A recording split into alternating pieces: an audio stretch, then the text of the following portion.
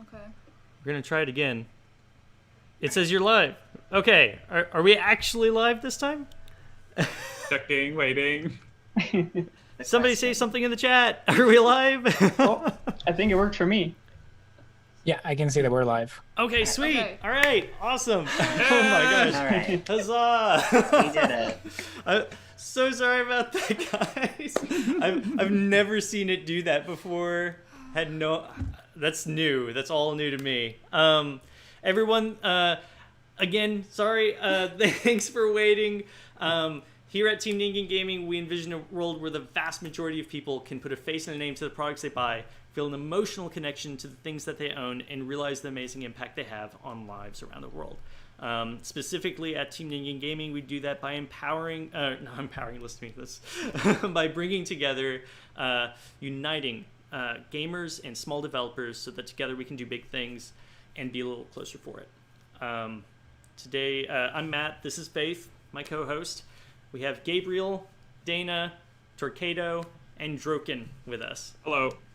Hi. Hi. So these guys are super awesome. They already said some stuff because we thought that we were live when we weren't. But that's all right. You know, we're still figuring things out here. Happens. Sorry about that. These guys, they 10-minute games. They created 10 games that all came out on October 15th. Super cool things. And Gabriel, you mentioned about it a fair bit. Yeah, sure. I can sort of repeat the intro that I gave. Yeah. Well, I should just say October 15th already feels like an eternity ago. Yeah. It does. Oh my god. So yeah, 10MG is basically, I wasn't even one of the original people. Droqen invited me as sort of like, I don't know, second or third rounds. You can confirm. I have no idea. You say rounds like it was that organized, but yeah, so it sort of started out with a few people who sort of knew each other online, and then like friends of friends invited each other until we all sort of came together with the final cast of 10 games that were going to be in the bundle that we ended up releasing on Steam and itch.io. And we like to think of these games as an opportunity to share a short but unique experience, one that you're not going to get from a major publisher or even necessarily a sort of AA indie studio.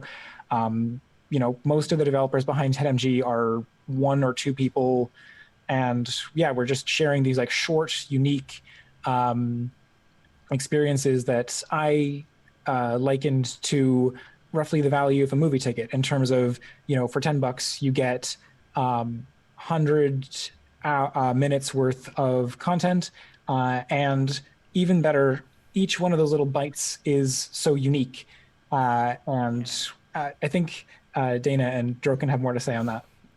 All right. yeah, I like to think about the time that you spend between each game and kind of after the whole thing is a time that you like, extra time that you have to reflect on it or to share it with people or to think about. Wait, that's just reflecting. To talk about it with other people who played it, and I think that just the fact that they're so different means that you get there's just a little bit more. It takes a little bit more time for your brain to adjust, like from one game to the next. Right. Yeah, I was kind of thinking of it in terms of like a short story anthology, so a collection of different stories that are all kind of unique. They may or may not really share a theme, but you get like time between each one. It's sort of bite-sized experiences, and all kind of served together in a package. Yeah. Very cool. Awesome. So this is just too cool. I really like it because like I went on there and I saw all of these. I'm like, what is this? Like, I just see like this huge group of games and stuff that were all coming out on the same day, and I'm like, I've never heard of 10MG. But this is the first time they're showing up, so I was like, maybe I'll reach out to them, see if they're okay with it. So I'm really glad you came, because this is actually a really cool idea, and I really like it. I'm really excited that all of this came out. I guess I just want to be clear that there's only we're a much bigger group. Like us, like Yes. we four are just kind of like representatives. There's I got us like at least 15 devs Oh, wow. working on like all the games and all the organization and stuff behind the scenes, and I mean, also in front of the scenes, making things look good and in front of people. Right, definitely.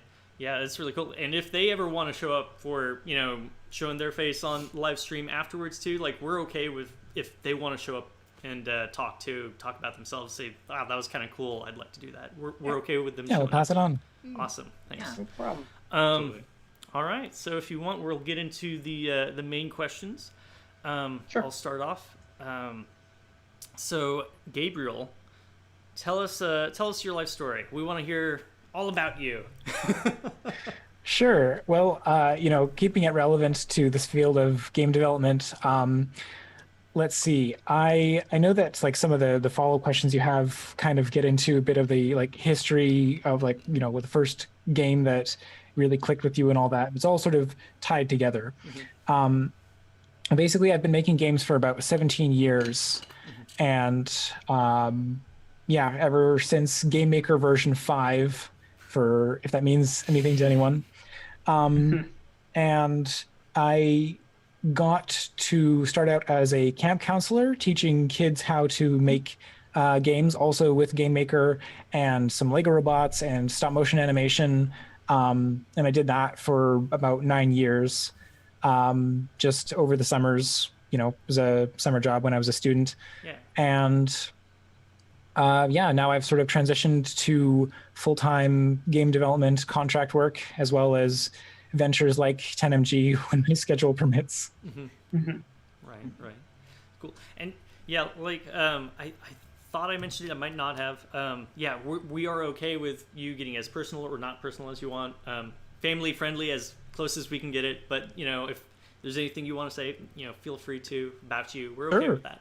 So I mean, I have a general policy of like trying to reduce mature language whenever possible. It's because of those like 9 years of working with kids. If there is a child in my peripheral vision, I will just automatically stop the part of my brain that allows me to say swear words. So that's just it's like a drawer. my sort of modus operandi.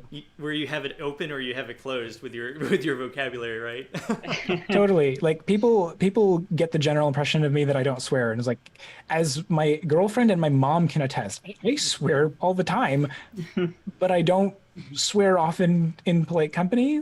So you'll get kind of a false impression of me. I appear very different on streams than I will ever in person. Let's just say that. Right. In terms of language. Otherwise, I like to think I'm consistent. Anyway, enough about me. Okay. No worries. For now. Someone else gets a turn. Yes, right. Dana, we want to hear about you next. Tell us about yourself. All right. Well, I got started.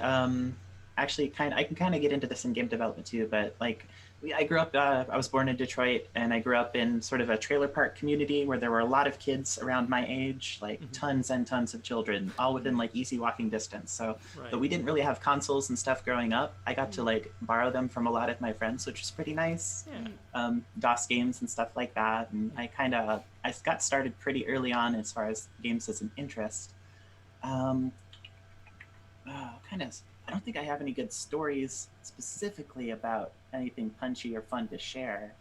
Just, I guess we basically like, even not before I started doing programming kind of stuff for actual games, play was always a big part of our lives. So it's like making up basically LARPs with the neighbor kids, making rules for games and systems and stuff and whatever it was, and running off in the woods, things like that. So it was always kind of like something like that. It was really nice as a community to have that, I guess, just a big group of kids my age that I could mess around with stuff like that. And then later on in life, I never really studied formally. I actually started freelancing relatively recently. I'm all self-taught, art, programming, whatever. Just kind of figured it out after I pursued a few majors that I didn't end up really wanting to do anything with, like you do. And Right.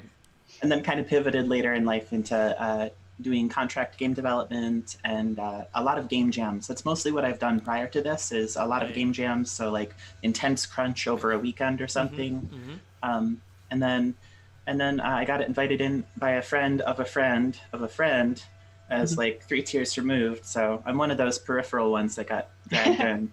But we're glad to have you either way, though. It's really good. Yeah. That's Yeah, awesome. I'm glad to be here. But yeah, That's really cool. Do we have any questions on the live stream? We'll chat. The main question I'm seeing is from Tall Deer. Why does the locked in a marriage simulator game not have a menu? I'm unable to exit without force closing the game. The developers of that game aren't here, so they can't really answer. But I don't know. I mean, Just an interesting quirk. there's gonna be bugs, Okay. so Yeah, like, and it could be a bug. It could just be maybe it was intentional design. We don't know. I guess, like, I added a menu to my game, even though there's no like active components to the game. Like, you can just sort of let go of the controls at any time and it would be fine. But I also remember about locked in is that there isn't like a need. Like, what would you have in the menu other than a like quit to desktop option? I guess the easiest thing I can say is adding a menu to a game is a non-trivial amount of work, and it's to add an entire menu screen to even just have a single option that says quit to desktop would take like hours or a day's worth of work. And And it's not all technical work either. Like, it's design work too. Like if you set it up so like you press escape, and if you press escape again it quits, then a week down the line a few people play it and they're like, oh, I pressed escape twice. Is there any way to get my save progress back? And you're like, well, no. And then it's like, okay, well, do you redesign the escape? I mean, that's a really silly example because you probably wouldn't have a double escape quit it, but this is the kind of stuff that can kind of snowball. Like you add a thing that seems innocuous, and then there's a thing you have to fix, and then that fix introduces a new problem. Right. game development. Yeah. The wonders of game development, the fun. My game doesn't even have a title screen. It just I just like crammed the 10MG logo into my existing opening sequence because I was like, I don't want to design a whole title screen. Right. And I cheated and used RenP, which had a menu already. So Nice. I think that's great. Like, that's really cool. And like, it goes back to what Gabriel was saying earlier, right? Like, I thought about that. I was like, this is, I mean, like you said, this would be the same cost of a movie ticket, right? Like, you're going in for an experience, and like, these games are no more than 10 minutes. So hopefully, if you want to sit down for the 10 minutes and play the game, you should be able to beat it in that time. And hopefully there wouldn't be so much of a need for the menu too. So that might be a good reason why they thought so. Not a need to put in the menu because it's all that extra work on top of the fact that like this is an experience all in the span of 10 minutes. So I can feel that. It's a possibility. Really cool. So back now to Torcado. We want to hear all about you, Torcado. Tell us your deepest, darkest secrets. Oh boy, I don't know if that would be a good idea on this stream. Yeah, probably not. No. But telling us where you're from, that might be good enough. Yeah, I'm from the United States. I'm in Nevada. I grew up there, and I went to Utah for college. I think I'm in a very similar boat to Dana, actually, of how everything came about in my life. I just had an interest in games early on. I think like Cave Story was the first game I played that really like got me like, oh, I could do something like this or whatever. And I started playing around with like Scratch, and I moved on to other things like Stencil and whatever I could find. And again with Dana, I'm all self-taught. I went to college for computer science with the plan being that I would learn like web development as a backup. For my whole life, I've considered to not want to do game development as a job, so that I don't like burn out my hobby doing something and turn it into something I don't want to do. I want to keep it something I want to do because I like doing it. So I've expected to just do like web development or something similar for work. So that's what I went to college for. But lately, it seems more and more likely that I'm just going to end up doing game dev as a job anyway. So I don't know what's going to happen. But I ended my college semester, my last one, last semester, which is good because 10MG has been taking a lot of effort to do. And that's about it. Yeah, just by figuring out what to do with my time. Yeah, that's right. It's cool. And then finally we got droqen. Hello. I've been racking my brain to try and figure out how to. The problem is I'm trying to think of how to summarize, and then I just go down all the rabbit holes in my life, and I'm like, oh, like I could talk about every facet. There's way too much. I make games. I guess I'll start when I was pretty young. I played Doom. Like I was like 4 or 5 or something like that, and I made levels in the Doom level editor. Wow. Yes, I saw your reaction to like. And I mean, I had like I also like did like ordinary life stuff. Like I went to school and had friends, and then but I feel like the only thing that makes for like a compelling through line is that like I've just constantly been making games and playing games and thinking about games, and I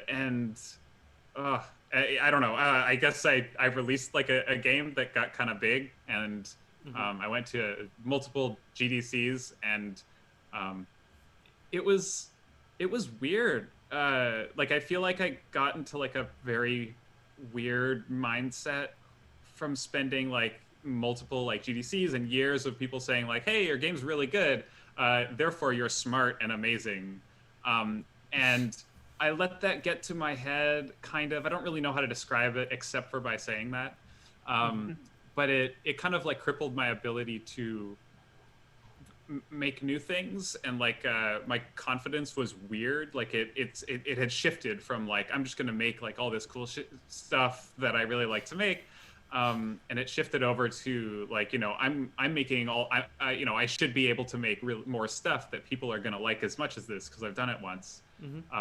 Yeah. Anyway, I kind of came down from that very, very slowly and messily, and kind of in the past year or so, I started to get back into the habit of figuring out what it is that I really care about and what I like making. And I guess for me, that's one of the most important things. Is sorry to go on like this. Is to That's all right. is to focus on like making stuff that not just stuff that I'm proud of having made, but things that kind of throughout the whole process, I feel like I enjoyed making it, and I'm being true to, I don't know, just the acts that I enjoy doing in the process of making games. And then 10MG came around, and I thought it was really cool, and I love the idea of games that are that demand as little of your time as possible for as much. I don't want to say value, because value is like I don't mean like money value. I mean you have like a really meaningful experience, but at the same time that it takes as little of your time as possible, so you can kind of use more of your time to do other good stuff. Yeah, it's really cool. Nice. Thanks, droqen. Faith, you wanted to ask the next question? What was the first video game you fell in love with and built an emotional connection to? I guess start this time with Dana. All right. This is gonna date me a bit, but I guess technically Galaga. But when I was in elementary, I made a lot of like I had notebooks where I'd make little scrappy design documents of this space shooter I was gonna make. But I guess more formally though, a little bit later in my childhood, from a bargain bin, I got this copy of Ryoko Kodama's RPG, Phantasy Star 4. Ooh. It was the first JRPG I'd played. It presented things in this really interesting manga style where there were like cutscenes that were all done with like illustration and stuff.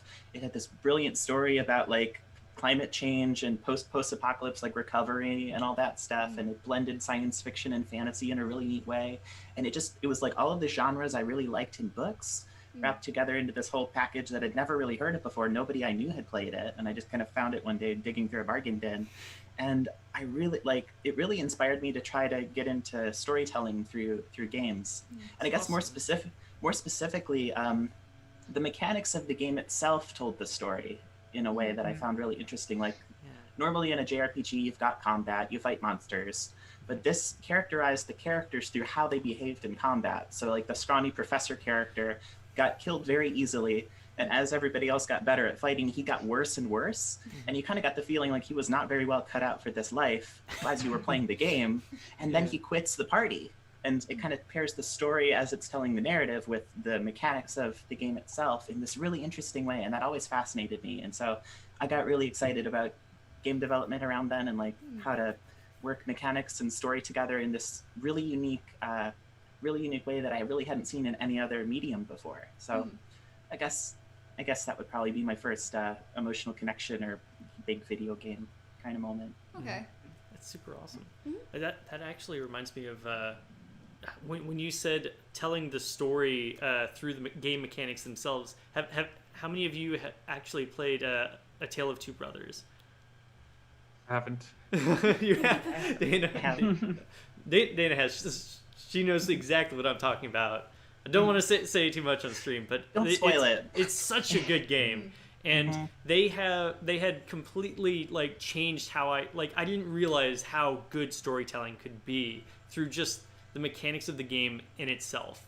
It's a beautiful game. If you haven't played it yet, I got it. You should try it. Okay. Highly recommended. Highly recommended. Yes. Amazing. Okay. I guess next torcado. Hi. Hi. Yeah, I mentioned it slightly in my other answer, but Cave Story again is definitely one of the foundational games for my interest in game development. I don't know what about it was so interesting to me.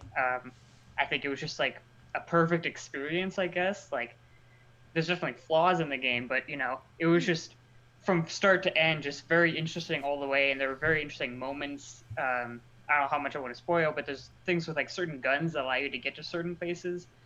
Just having choices you make with your own gameplay interests, being able to allow you to access different areas is an interesting concept. But I think overall, just the whole like package, like it was all pixel art, it was very nicely rendered, it was all sound was great. It was very pleasing experience. And as a young person, I was like, this is really nice, and I want to make an experience like this or something, something like that. So beyond there, I just looked into different ways I could explore or express my creativity through game development. I guess that gets into a different question, but I think Cave Story is definitely my answer for that. I can't think of many other games I played as a kid or anything like that. I didn't have any consoles really. Most of the games I played were PC games. I remember my parents bought me a ton of Frogger games for whatever reason. I don't know if any of those influenced my interest in game development, but I just remember having a bunch of random PC games. But yeah, I think that's basically it. Okay. Droqen? Question mark? Droqen? I want to say Cave Story as well, but it's I almost did. Right? But I don't remember which one came first. So there were two games I played on the GameCube, and I remember there's like a very physical memory attached to playing these games. The GameCube was in the basement, and my computer was on the main floor. So it was Majora's Mask and Animal Crossing. And I remember just so my sister and I were playing Animal Crossing, and I remember like going down to the basement to like on I forget if now I think it's on Saturdays to go see KK Slider play, and like getting like Rossetti to like pop up and say, hey, like you dumb kid, you ruined your save file, don't do that again. And kind of along with this like basement memory, Majora's Mask was way too hard for me as a kid, so I would run upstairs to check the walkthrough that I was using, and I went through that entire game using a walkthrough, and it's still a game that I really love today, even though I really didn't solve anything on my own. But getting to run, like having that kind of physical barrier between playing the game and then needing to go and check the walkthrough and kind of hold it in my head and run back downstairs, it still gave me this strange sense of ownership over my actions and decisions, I guess. So I think it's those two games. Okay. And Gabriel, what about you? That's first of all, I just want to say that's a really cool story. I don't know if mine quite lives up, but I'll start with the very first game I ever played was a broken copy of Pokemon Blue where the battery was dead, so it wouldn't save anymore. Oh, So my first game experience was borrowing my stepbrother's Game Boy for however long he would let me play with it to get as far into Pokemon Blue as I could, time and time again. Like sometimes I could beat Misty, and that was about as far as I could get in a single sitting. And that didn't dissuade me from just being like, yes, games want more. It's really So eventually, like best birthday ever, I got a copy of Pokemon Crystal on a Game Boy Advance. Just ran upstairs, didn't care about anything else. Picked out Totodile, and just I still have a vivid mental image of that day, that time in my life. And I've just been a Nintendo kid ever since. I've been super inspired by their design practices, their accessibility, their emphasis on fun.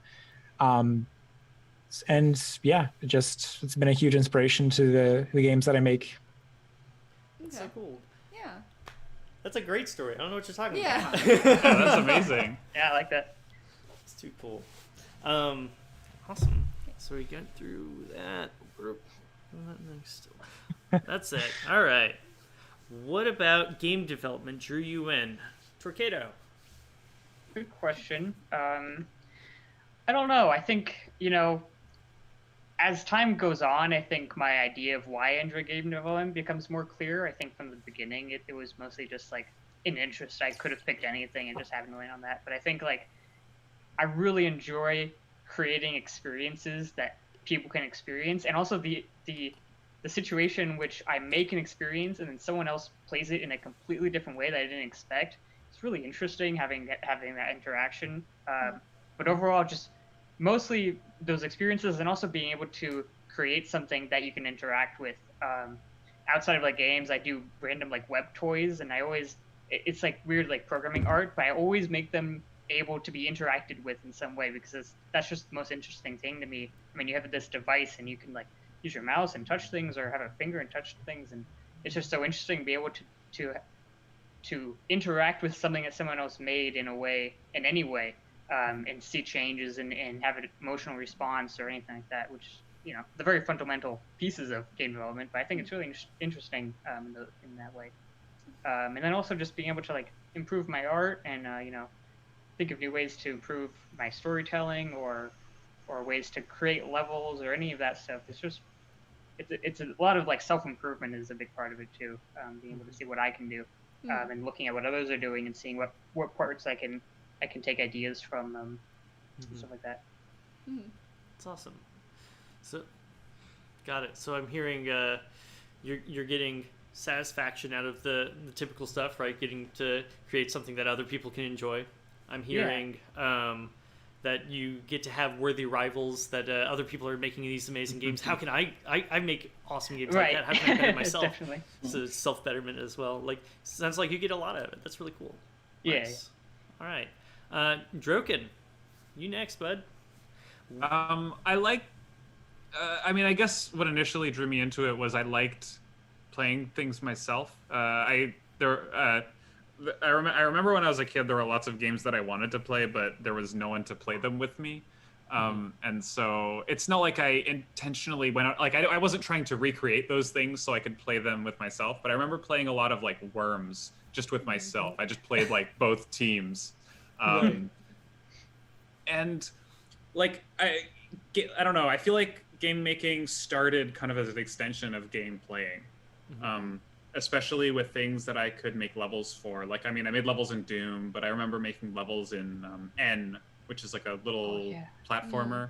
I made so many levels for N. No, they were very poorly rated on their map like sharing website. So, I mean, I think as similar to Torcado, the beginning of Torcado's answer, like, I think it's what keeps me in games is always changing and developing. But what first brought me in was I liked playing games, and I liked playing with games, and making games is kind of just like a very natural extension from that. That's awesome. Very cool. Gabriel, what got you interested in game development? So yeah, I think it for probably a lot of people it kind of grows out of this want, like this enjoyment of like, I really like this, I want to make my own, I have my own ideas. I don't just want to mod something. Like, this is, I guess, the funny thing about how I differ from, I guess, a lot of other game developers is like, I don't want to mod something. I don't want to play Mario Maker. I don't want to play the like any level editor. It's like, I don't want to do that. Those games have got their own engines and limitations. I want to create my own stuff from scratch. And I don't know, I've just always had this very like personal desire to express myself and put my own spin on the mechanics for things. And most recently, it's been this desire to tell stories. I want to put more emphasis into the narrative side of my games because I feel like it's one of the things that I've been the most lax on. And yeah, I just is the reason that I have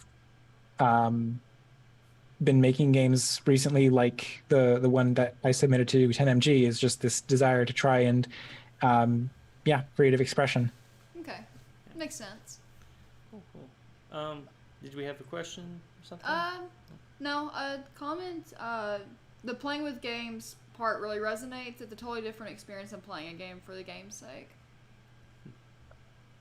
Cool. I can agree with that, yeah. Yeah, that's awesome. And Dana, what got you interested in game development? What drew you in? What reeled you in? Well, I guess technically, and one thing, we'd spend a lot of like weekends over at my grandparents' house. We'd go to church. There was not a whole lot to do there, and my grandfather had a PC and a copy of this thing called Click and Play that he got in some magazine at some point. And I used to boot that up and just mess around with it. It had a bunch of little games in it, and I didn't really know that I was that interested in game development at that point. I'd done like I said, LARPs and things I'd done as a kid, make up rules, play something in the street or whatever, or some variant on hide and seek or whatever it was. But yeah, but that kind of stuff. Like we did a lot of those. So I'd done those kind of like playmaking experiences, but I'd never really gotten into video games until I was messing around with this engine. And then I found that he had a copy of QBasic on his other older DOS computer, and I was messing around with QBasic and some of the games they made in there, and I was like, this is kind of neat. And I would like to fiddle around with the things that were already there to kind of figure out what they'd done, how I could tweak it, what silly things I could make it do, whatever. I was like in elementary, so, you know, but, and I guess that was probably the first thing that really kind of hooked me, was this whole, like, just playing around with the space and kind of tweaking it, and it felt like it's something I could teach myself, something I could learn. And then I guess as I like grew older, I developed an interest in like music. I developed an interest in art.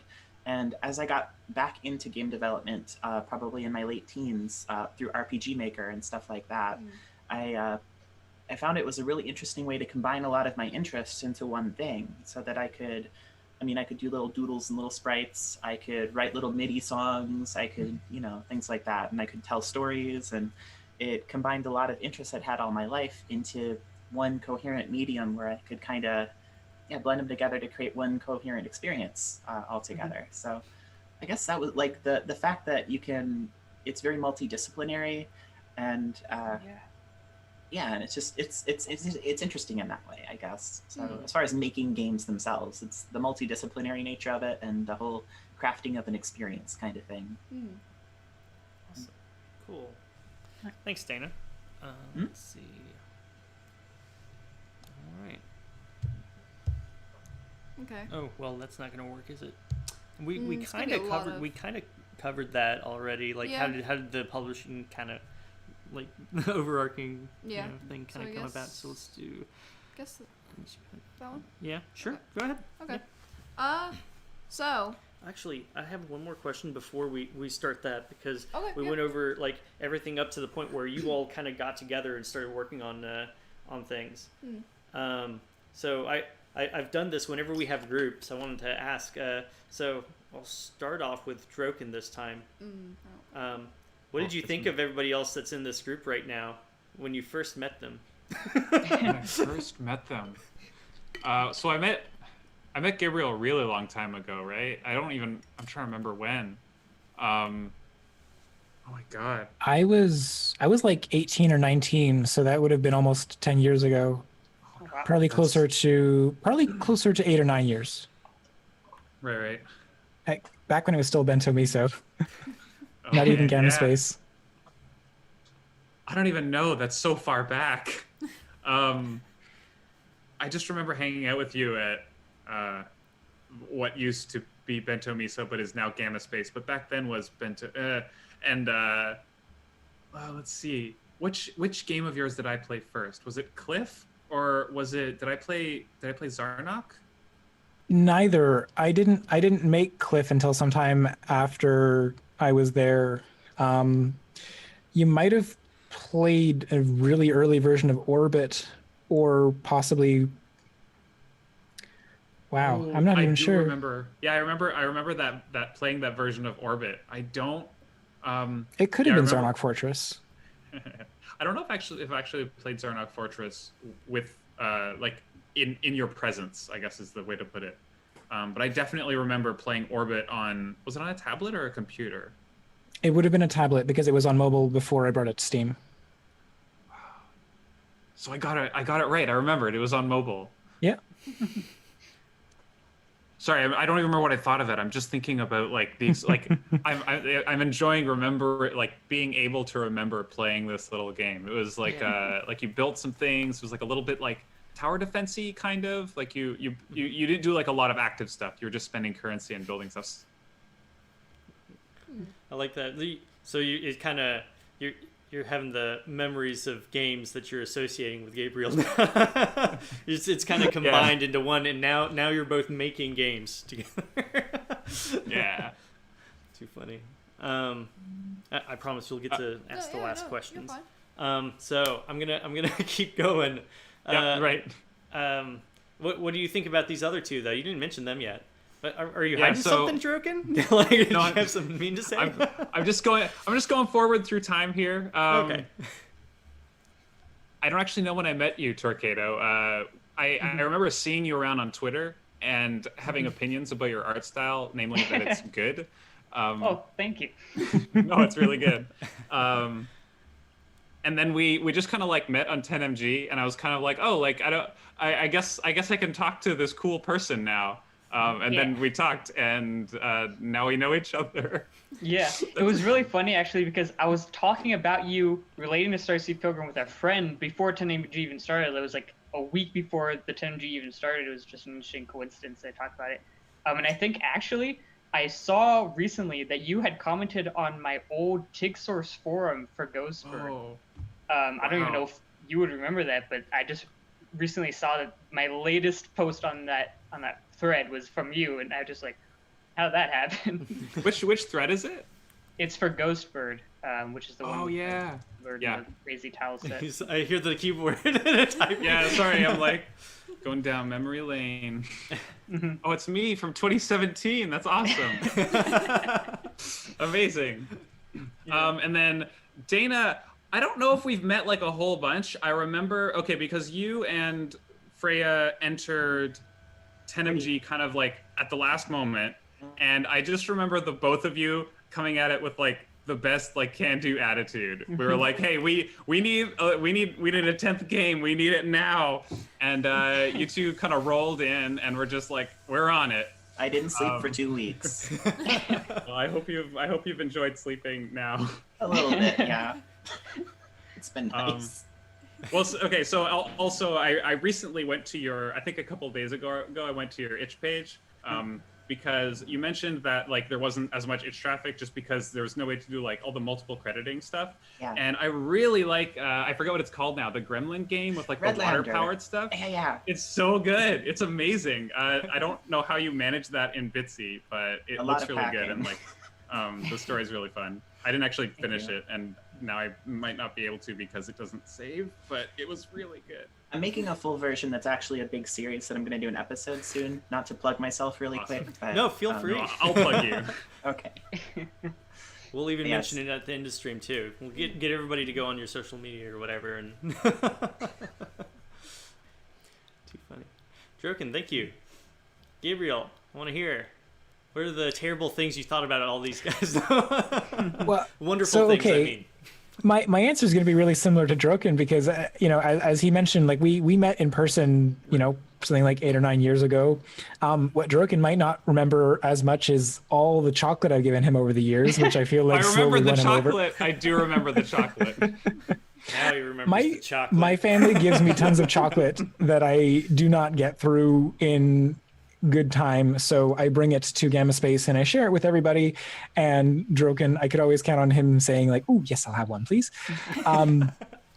Yeah, so yeah, we met quite a while ago, and then both Torcado and Dana I met once I joined on to the 10MG project. So it's not like we've had a super long communication history, but we've just been in chat. So that's it. Very similar answer for me. All right, Dana. Well, like Droqen said, I came in pretty late with Freya, who I was working on a team with, and at first I didn't really look at who was in the Discord. I was just like trying to figure out a plan, like, okay, we have to get it on Steam by this date. I have to have all this done, all this stuff, whatever. And after I finally slowed down a day later, I saw Droqen, and I'm like, is that the Starseed Pilgrim guy? And I had a little bit of a freak out because I was like, oh, this is bigger than I thought it was, isn't it? I thought this was just my buddy and some other random people. And everybody was like much more professional than the way I normally comport myself as far as like the advertising campaigns and stuff like that. And I was just like, I was a little overwhelmed by everybody in a good way, but I felt like I was pretty much a small fish in a big pond. But as I've been getting to know everybody, I mean, I really appreciate all y'all's work. I'm still I'm not super sociable on the internet a lot of the time. I like have a couple communities I frequent, and otherwise I'm pretty quiet. I like to lurk, but but yeah. So as far as impressions of everybody, good impressions all around. I have no secret beefs. Okay. But yeah. Right. So that leaves only one more person. In Torcado, I haven't heard a mean thing from someone yet. There's got to be something. I'm probably like the least mean person you'll meet, so I don't know if you'll get that from me. I think my earliest interaction with any of these was definitely playing Droqen's games. I played a bunch of them way when I was young. I think my first game I played with his was I mentioned to him, I forgot the name. What was it? It was the Piratitude. That's what it's called. Oh yeah. Oh my god. A really old game. I don't even know if it's linked on your site anymore. But I played that with friends back in middle school or high school. I forget where. But that was really fun. And then I went on to Probability Zero, which is one of my favorite games of all time. Not to gush about Droqen all the time, but definitely my earliest interaction with any of these people was with Droqen's games. Those were nice. And then I knew of Gabriel just because of the streams he was doing with Droqen or otherwise. I saw a few of those only a short while before 10G started, and then we started interacting. And then with Dana, just from 10MG, I really didn't know about her before this, but really great stuff. I've been looking at everyone's games since then, and everyone's really talented. Super cool to see. It's awesome. Y'all just a bunch of nice people. Can't get anybody at each other's throats. Man, No. It's been rough. I mean, like Droqen and I are Canadian, so that helps. basically Canadian. well, I'm okay. right on the border. Yeah, there you Alright. go. Well, I forgive you guys then. It's all right. Droqen, that Q is really weird. Why do you pronounce it like that? That's as mean as I can get. I'm sorry. Yeah. That's what I'm trying. Okay. I don't have any excuses for my name. I don't Oh. know where it comes from. I just know I no, it's fine. It's something I often ask myself, and I don't have a clue anymore. It looks wasn't really serious. cool, Droqen. Yeah. I don't know what's wrong with Dana. I don't know why she was being so mean.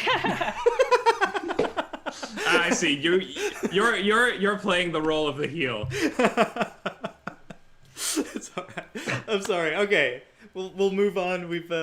I think we're at 44 minutes. So yeah, we'll move on.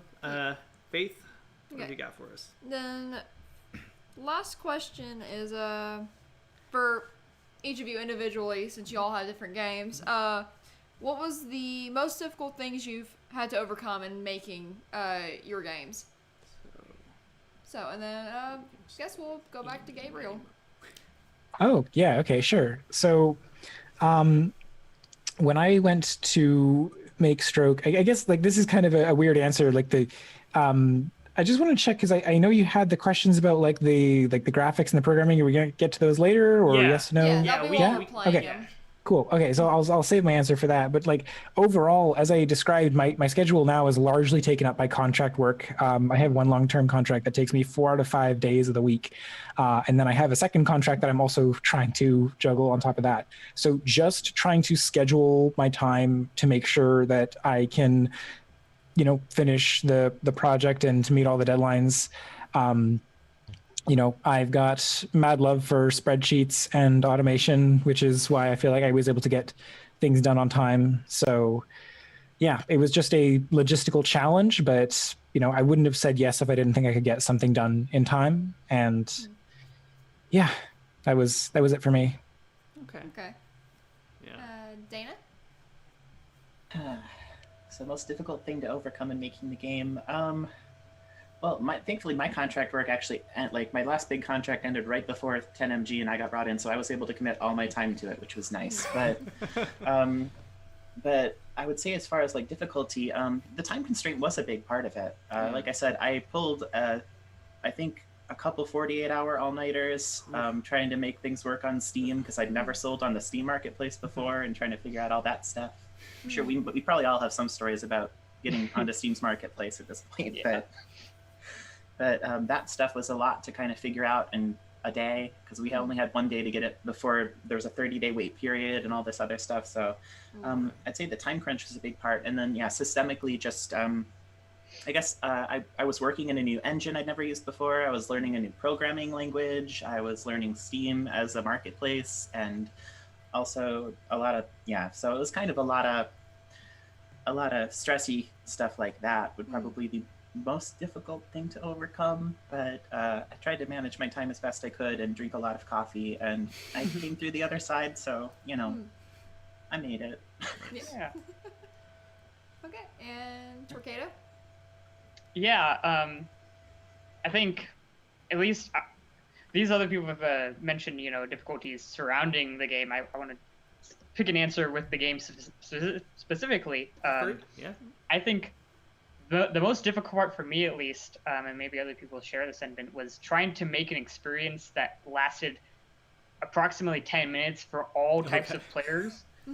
Is really hard because I have to implement a whole bunch of like safeguards and backups for players who might not be as good at one certain part of the game or as others, and at the same time also try to make the game interesting and engaging for all types of players. And having it still be 10 minutes for everyone is very difficult to do. So I think that's my answer. Okay.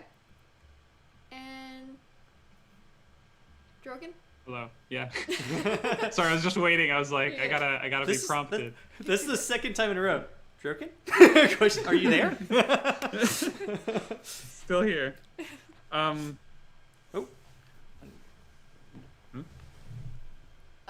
Happened. It wasn't me. Okay, so I couldn't hear Droqen. Yeah, I can hear. Wait, can you still hear me? Am I audible? I can Yes, hear I you. can hear him now. I can hear him. Okay. All right, that was Okay. my fault. Okay. I guess I feel like the most interesting thing was I was trying to juggle like making my game at the same time as I was trying to kind of help out with the organization of 10MG. Oh, yeah.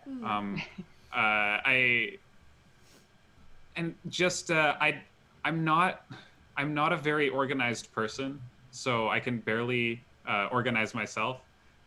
So I found it. I guess the reason I say this is interesting is because I found it really valuable. I guess like a few people within 10MG said that it was kind of like a producer role that I was trying to take on, which was just like talking with people and just saying like, hey, how's it coming along?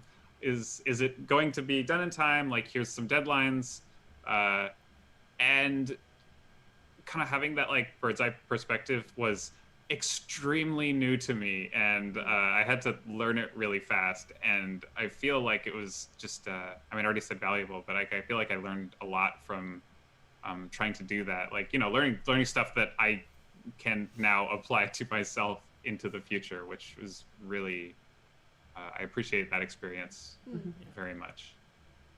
That's awesome. Okay. Cool. It's awesome. Mhm. And with all that, how do you guys feel about getting into a game of one of yours? Okay. Sure. I don't know Yeah. what you guys would say would be like the best option, first one to start off with. What do you think to get us just like slowly moving? You know, get the train rolling.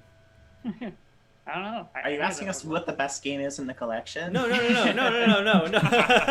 Everybody's gonna say it's their own. I don't want to get. No, I'm just kidding. I just want to think. Which one of you wants to go first? How about that? I can go first. I've already Sure. talked. Okay. Alright, I'm good. Go ahead. Sure. Let's go ahead. Alright, so what? Uh, Just about my game. well, I'll pull up your game. Which game did you Okay, actually? Slasher Interrupted. It was Slasher. a Ren'Py visual novel. Okay.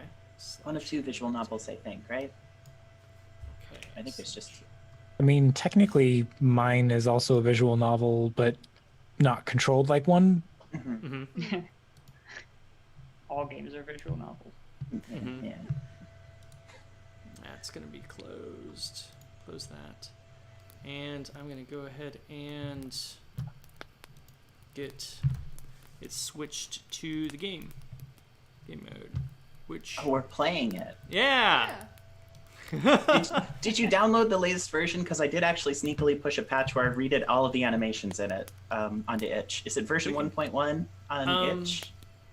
Or if it's Steam, it'll update. But Okay, yeah, it's Steam, so it Okay, should have okay, we're good. updated. I don't see it on there. But yeah. I need to go for a little bit. I will try to come back. Sorry about this. Okay. Oh, that's all right. Okay, you're good. Yeah, we'll see you in a bit. Yep. Bye. Bye. Now I wanna can play say the- mean things about Droqen, like how hard his game is. Yeah. I beat it. I don't. It's challenging, but he'll be the first to admit it. Right. Awesome. What you got? Okay. All right, Something we're more. gonna play musical chairs real quick. Switch over. All right. And right, I'm gonna actually also. One second. Pardon me. Oh. Okay. I can't hear them if they're talking. Oh, you can't hear them? No, I unplugged mine. Oh, I'll okay. switch. Oh, okay. I see what I you're just doing. feel like it'd be easier. There we go. Yeah. And Droqen left at the perfect time to give us all a little more screen real estate. Now that we've been Hey! scrunched down into the corner. Oh, actually, I'm gonna switch it over to speaker view. So now we should be able to kerplow. Oh, right. I was gonna also share my screen with you guys so that you guys could actually see The game. the game while we're playing. Multiple participants. Share screen. We're gonna do screen one. Usually I already have that set up. Oh boy. Mhm. And Oh, boy. of course it decides to move everything. I don't know why it does that. Oh my gosh, it's not gonna maximize, is it? It's not gonna maximize. Why no maximize? I don't remember. I set this up perfectly, and then like it seems like everything gets messed up afterwards for no good reason. Sorry. seeming- Sounds like game development. It does. Yeah. It's not like once I do figure it out, usually I don't have a problem afterwards. Blah blah blah blah blah blah. While you're doing that, I'm gonna check and see what I got from work real quick. Okay. Your screen sharing, yes, and we can get rid of that part. She got a message from work apparently. Okay, I can't figure this out. It was just a schedule update since we had to do a store reset last night. So We'll just have it like this. You know what? It seems like it's working anyway. I think. I can't tell. It looks full screen for us, or at least for me. But Yep. I that can't. was the concern. It looks like on YouTube though, it's like a frozen screen. Oh, don't Oh. use full screen mode when you're doing RenP because it renders to and you're streaming. It renders to a hardware accelerated layer, I think, and I could not figure out how to not do that. So it may Okay. not capture it. Run it in windowed if that might help. Okay. This is my first time using RenP. There were a lot of idiosyncrasies I was not prepared for, and this was one of them. Right. Let's Okay. see. Video share. Just maybe it's on here. Hide video panel. Yeah, similarly, like I was limited with what I could do. Like on my own computer, my game runs at 25 frames per second for no good reason. Interesting. Yeah, so that's not even showing properly. We're just gonna go ahead and hide the cams because I can't get it to work properly. Someone said mouse drawing in the comments as well. Mouse drawing? Yeah, I know. Silliness. I can put you over Yeah. here though. I can put you in the corner. If you need to, you can move him. Okay, no, that's Hey. fine. Feel free to play, Faith. Okay. Let's go. Oh, okay. Name. So. Oh, Gabriel's in the corner. Oh, there. Okay, I'm in the corner. It seems like whoever's the active speaker ends up in the corner. Oh, good. Okay. If we need to move it at all, we can move it too. So that's what we'll do. We'll just move around the little thingamajigger. Okay. Oh, hit enter. Oh, enter. Okay. Got it. Sorry. No, you're good. Enter. Yeah. There it is. There we go. There is music, but you'll have to pretend it's there. We could probably turn it down just a little bit if you want, maybe. There we go. Music volume. It doesn't have to be that. That's fine. Alright. Sure. Right there. Yeah. Yeah. Oops. The music's actually one of the best parts. Freya did all of the performance herself too, like everything. Right. I think every instrument in there. Cool. Okay. So then- just press escape, maybe? Nope. Nope. No. Yeah. Let's see. Oh yeah, and to get rid of that, it's like Control Shift Alt Shift H. Okay. It's a complicated one. How do I get back to the other screen? Main menu Oh, or quit um, or Oh, are you in the settings menu? Just go back Yes. to main menu or hit X escape. You went to the settings? Yeah, okay. Yeah. Main menu should bring you back. I think it'll start you from the start again. Okay. okay. Yeah, it hides the start button again. There's weird idiosyncrasies in the way the menu is designed. This is Yeah. why using the standard cookie cutter menu that it comes with isn't always a good idea, and you want to code your own. Right. Mm-hmm. Okay. Got it. Oh, Oh, Hit so it's enter. enter. Okay, got you. sorry. Yeah, that's No, just you're a fast forward and a rewind. Oh, got you. Ah. Let's try. Dana, do you want me to try to read this in my crazy announcer voice, like the Smash Brothers Can voice? you? Oh, by the way, a while back, AOE Dot wrote, "Rolling on the floor, laughing. You can say mean things, but I'll totally snitch on you, Gabe." No, I saw that.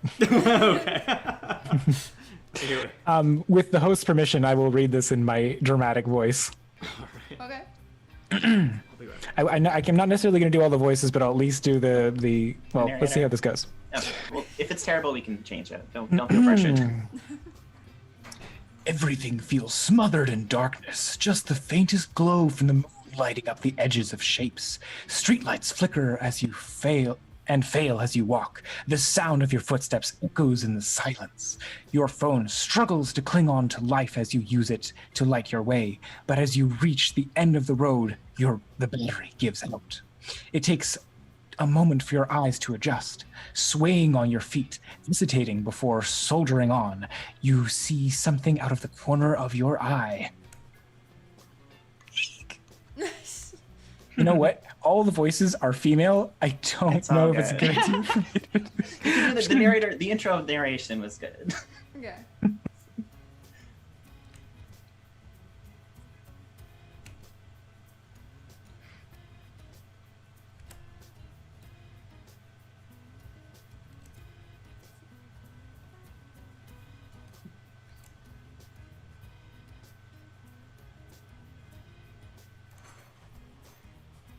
Oh, okay.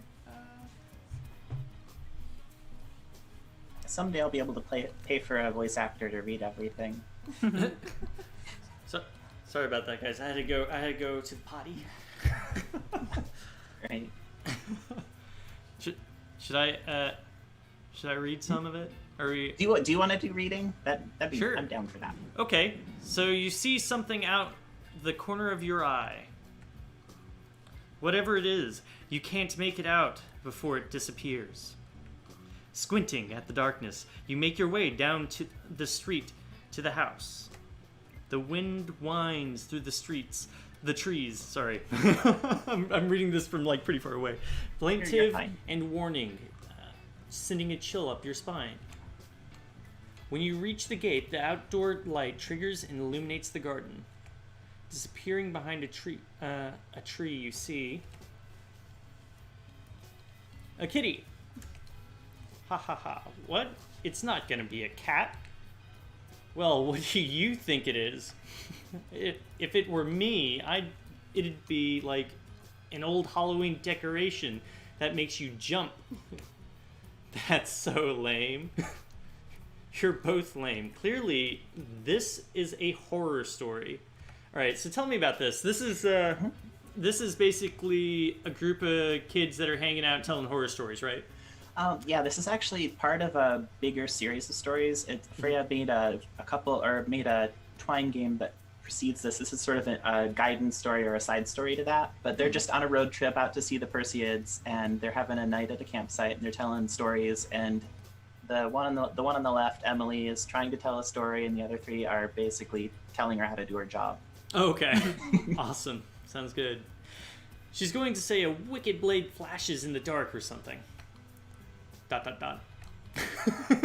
It feels like the girls are trying to lead you toward 3 different stories. Okay. Click a character's speech bubble to continue. Oh, okay.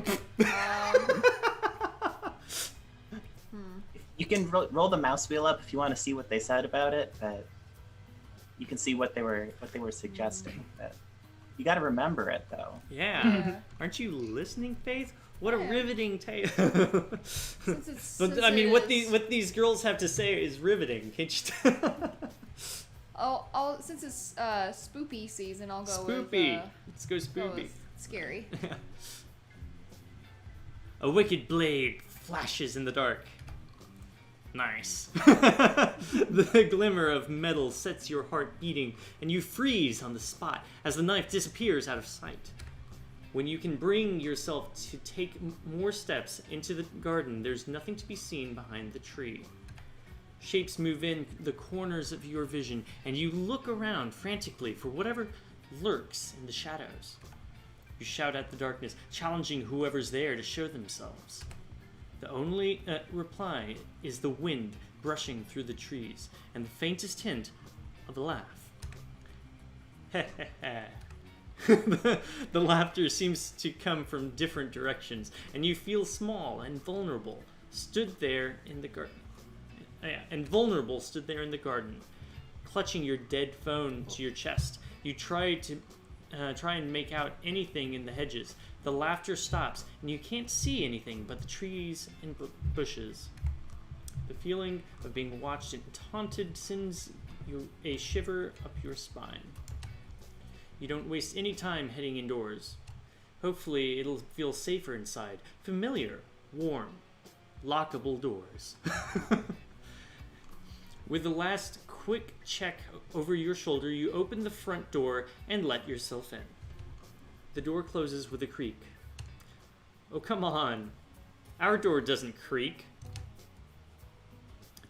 It does in winter. I have to put WD-40 on the hinges. You do? Just because you don't notice doesn't mean it doesn't get done. The windows stick when it gets cold too. Ahem. The 3 trail off quickly and let you keep talking. I didn't say it was our house. It's a house. It totally is your house. You're narrating, though you keep that quiet. I like that part. Anyway. The door opens with a creak, the only sound in the darkness. You close and lock it against the outdoors taking a deep breath of relief. But inside, it's weirdly quiet.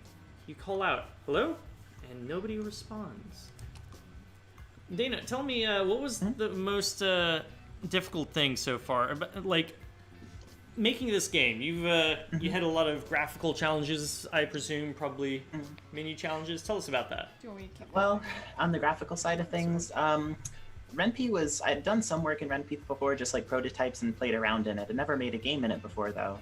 And kind of figuring out its animation systems and how it handles, how to make it do the things we wanted it to do in this was a little bit tricky, scripting wise. There's syntax to learn and stuff like that. Also, I've never really drawn, I'm a pixel artist. I don't really do illustration work. This is like my first illustration work for a game, I think, pretty much. Right. So all of this was kind of, it was a bit of a challenge on that front too. But yeah, so like, probably the most challenging thing, I mean, the sprites themselves weren't that hard, but getting the layout to work properly in Ren'Py was a little tricky. Just because this is all custom layouts and things, and it involves a lot of poking around in Python, which I didn't know. So Gotcha. I had to learn that too. Oh boy, you had to learn Python. Meanwhile, in the process of making a game in a very short amount of time. Got it. Okay. Yeah. Must have been fun. It was. It totally was. Absolutely. But yeah. All right. You creep down the corridor and peek into the living room. The light is on low, with quiet music playing from the stereo. Over the top of the sofa, you can see the backs of two people's heads, unmoving. A sense of dread washes over you as you step closer to the sofa to see they're dead. Nah, they're super stoned. No, they just fell asleep cuddling. Where are we going? Where are we going? I'm not like, I want to continue the spoopy part of it, but Feel free, we can go spoopy all the way. Yeah, but I also want to There's- explore the other parts as well. There's 27 possible endings. Whatever you go with. Ooh. So Yeah, That was we have at least 4 games to get through today. Like I want to don't do all 27, please. Yeah.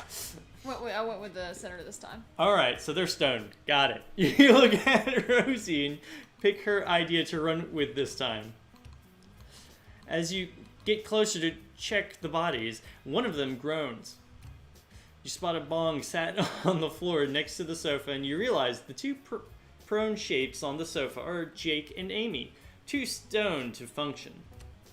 Hey, effin', that's the life. If they stay on the sofa anyway. Rosie sparks up her own joint and laughs. You're not still mad, Kaz? Yes, it was only 3 weeks ago when your band friends come over and get trashed. They can pass out in your room next time. They weren't trashed, they were just stoned is all. Jake doesn't drink. My reading is getting a little messed up. My mouth doesn't want to say the words that I'm reading. They were passed out in my bed naked. I don't care what it was from. I've done that too. Jeez, Ellie, dear, you're different. I'm not mad at you. Do you want to toke? You'll be less mad. Oh my gosh. Ahem. The 3 of them look at you, and Rosie rubs her neck sheepishly. Sorry, Ningen. Jake and Amy are stoned on the sofa. Then what? You keep quiet so as not to disturb them. Jake lifts a hand slightly, only just registering your presence, then lets it flop back down. The quiet reggae playing...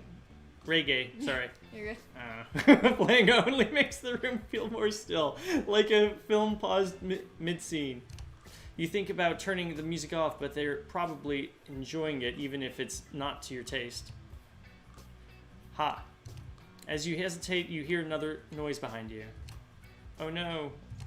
Oh yes, slasher time. A wet sound comes from the kitchen behind the closed door. The 2 on the sofa don't react, but that feeling you had outside is back. like you're not alone. Stoned couple aside, it feels like there's something else. Something waits. You stare at the kitchen door, a grim sense of foreboding rooting you to the spot.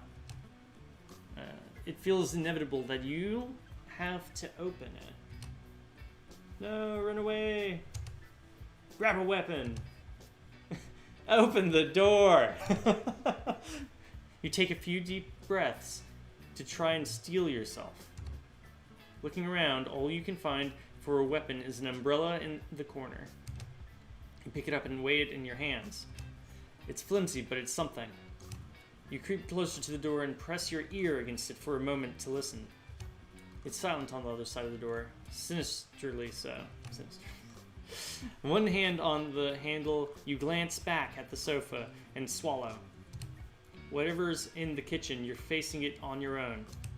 With one quick movement, you snap the handle down and push the door open. See? The killer! No, a surprise birthday party! Nah, pizza on fire. What you going with? What you going with, Faith?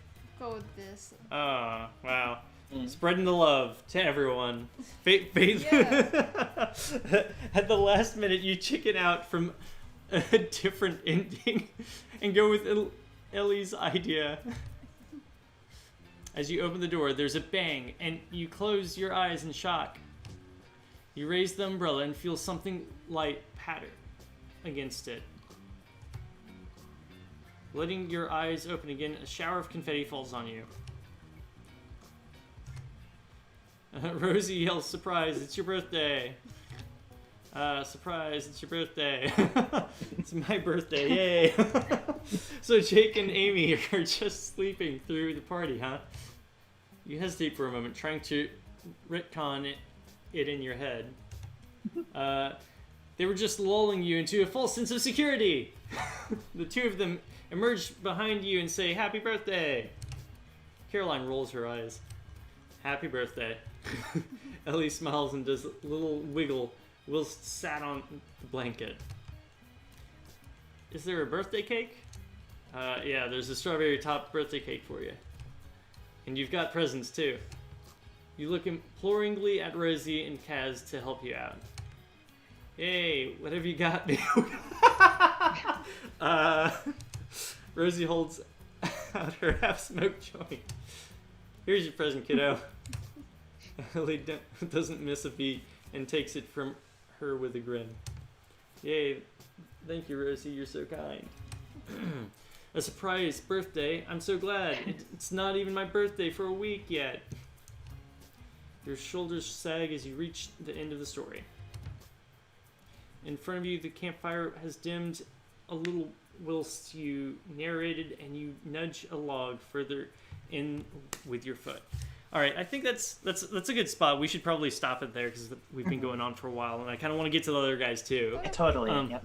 And besides, we'll leave it to the other people that are watching to enjoy figuring out. This is the actual ending part, so if you keep it it secret, is? yeah. Oh, this is sure, like yeah. Oh no, I meant like it's if you want to leave it a secret, that's fine too. Yeah, sure. That's perfect. We'll cut it off right at the end. Awesome. All right. So next game. Is there anything you wanted to add, like something interesting that you kind of went through while you were in the making process of this? Let's see. Well, yeah, I talked about some of the technical difficulty stuff. This is based, like I said earlier, this is based on an earlier story that Freya had done before. This is like a side story to it. Right. And so kind of tying them together. And it was also pulling ideas from a game jam game she'd worked on that was like about trying to tell a ghost story and interrupting it. Right. So it was kind of like, and then I'd also worked on a little Ren'Py thing before, some of my prototypes, and we kind of just smooshed them all together to try to make something in short order. But yeah, it was, I'm looking at my notes really quick, and I'm trying to remember if there's things that I should say about it. That's all right. Yeah, but I guess no, that's like the gist of it, I guess. I mean, Okay. Yeah, it was sort of a composite of a bunch of ideas that hadn't really gotten used for anything, and we kind of threw it together into a sort of a we were trying to make a game that you could play in 10 minutes, but it would have a different ending, so everyone could have a different experience, sort of thing. Like it's subtly different. The routes are a little bit different, that sort of thing. But I guess the combinatorial explosion of possible routes that you could take too is a little bit crazy. Literally a third of the document is just the endings, the part that's right after this. So it's like so there's a lot of script, a lot of lines, but yeah. So Awesome. never make a game with 3 routes that completely branch 3 times. Absolutely. Well, we're glad you did. How about that? Okay. Even if you're not glad you did, I don't know. Yeah, I didn't do most of the writing, to be fair. So you know, okay. I wasn't the script writer. I didn't have to deal with that. I just animated and drew stuff. Right. Next. Who's next? Who wants to have their game next? Come on. Well, the next of the two, if you want to do another narrative-based one, you can go with Gabriel's, and if you want to take a break, you can go with mine. You know what? Let's take a break. Go with yours. Sure. Torcado. Mine is the smiley face one at the bottom. Oh, cool. I heard about that one. I read more on that one than I have the rest of them.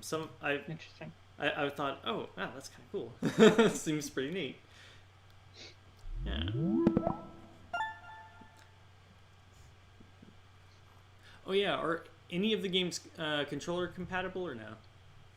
This one is, but a lot of the games are easier with the mouse, so Okay. you might want to do it with that anyway. Okay. Sounds good. Mind if I take Yeah, this one? yeah. Cool. We won't have to do well, we can do that too.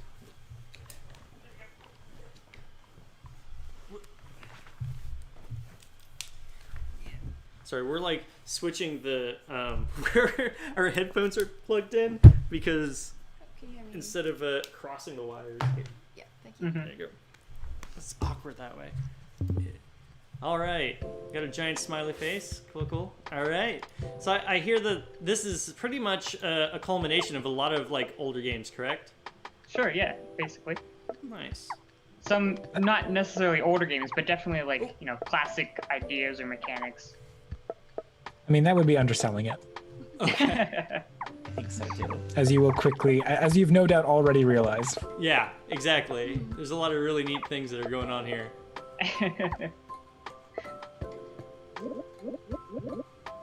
Oh boy.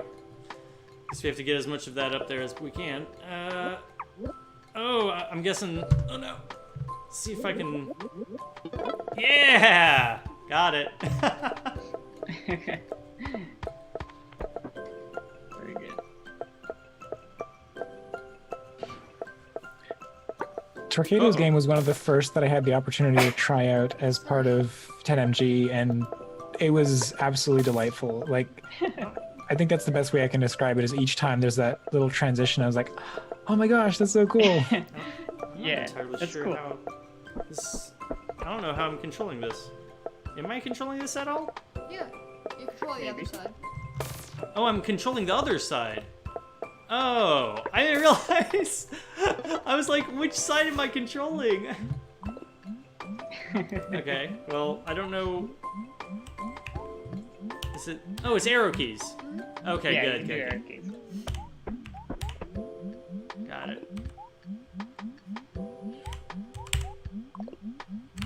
I think that's the most interesting part of watching people play this is it's a consistently like, what's going on? I don't know what I'm doing, and then Yeah. they slowly figure out what they're doing, and then jumps into another instance of, oh no, what's happening? It's Right. really interesting. So I'm gonna ask you the same question I asked Dana earlier. hmm What was the most difficult thing graphic-wise that you had to like figure out while doing this, making this game? There might be spoilers, I guess, but Oh. Okay. in a couple screens you'll find out. Okay. Probably the We'll, most- we'll wait. We'll wait. That's fine. Darn it. I'll When mention did it we when get- you get there. Right.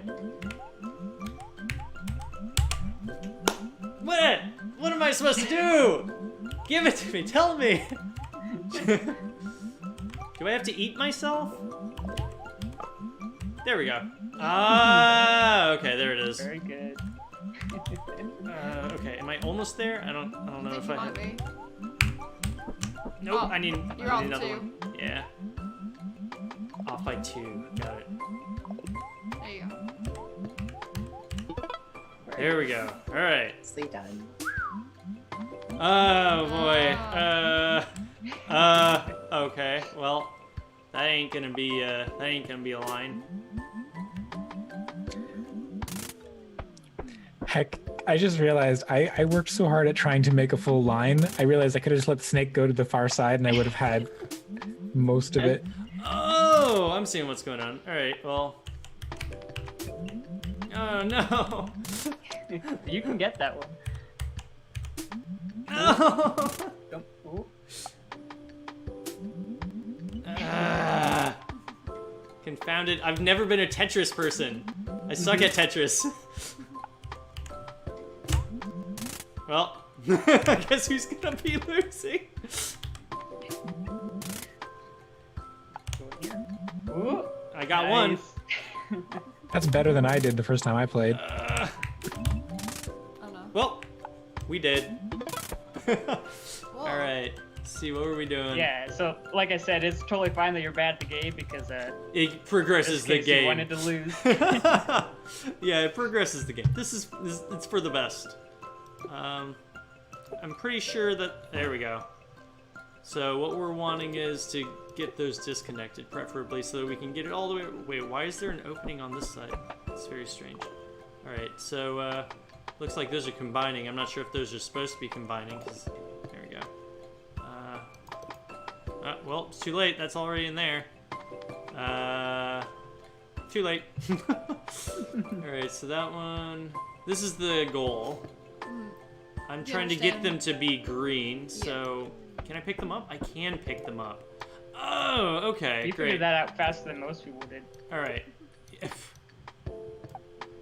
Let me tell you. I'm just guessing, dude. I am doing just fine. guessing. No! How many people have you watched play this torcado? Probably a dozen, I'd say. Maybe a little bit more. Yeah, most people take a few screens of this before they figure out they can drag and drop pieces. I think Somehow I mean, that I was- kind of figured out. I was like, you know what? None of these are moving. How the heck else would I do it other than picking them up? Right. So I was like, please tell me I can pick them up. You know? Right, exactly. Like, otherwise I'm insane. You know, that was my thought process. Alright. I think I'm getting there. Yeah, almost. Yeah. That there. Yeah, there. And let's just get rid of that guy. And we'll get one more little turn doodad. There it is. Got it. Nice golf course. All right, so very lightly. Ooh, very good. You're just being nice. Come on. Now, honestly, though. Whoa, what? No way! That's actually pretty cool. Wait, Perfect reaction. come on, buddy. So this is the game I would say was the most graphically difficult for me to program. Okay. Um, No! For one, because all of the levels are dynamically nice job created, and also because it has to generate from the previous game. Mm-hmm. So I needed it to be dynamically drawn. Mm-hmm. I think the fact that it generates each of the levels subtly based on what happened in the previous game is one of my favorite parts about those. Oh, thank you. Yeah, I definitely think my favorite part of making this was making all the transitions and thinking of how I could incorporate the user's input into the next game. Interesting. Okay. Played a lot of golf with friends. It's kind of somewhat not really helping. You had the intuition to go lightly, which is interesting because most people go full power at the hole, and I built it so that it will go over the hole if you try doing that. Mm. Oh, whoa! Oh. Oh no! I didn't realize which direction I was gonna have to go. Ah! It's interesting watching people because I have a tally in my head of who picks left or who picks right when they get to that section. Well, I mean, it's pretty even actually. yeah, my presumption was I would have to go right because, you know, typically that's a lap, right? Plus, I mean, if you're going, all right, plus they're making right-hand turns. let's just think about this right now. I didn't even consider like what the normal turning direction is. I just picked whatever I thought was right. I didn't even think of that. Actually, I'm tired of this. Let's see what's gonna happen otherwise. Oh, that's interesting. All right, let's get out of here. There we go. Oh. Figure that out. Nice. Yep. Ooh. Yeah, baby. Oh, whoops. Oh, I love pinball. Who was the streamer that was like 30 laps in before they realized? Yeah, were I don't supposed to remember do the something name, else? but they have the highest lap count at 40. Good Before they lord. realize they can go to another Darn it. place. Not very good at this. Like I've always been terrible at pinball. Do you want me to do this one? Oh, you got it on pinball? Do it, Faith. I believe in you. Nice. Well, right off the bat. Shoot. Yeah, way better.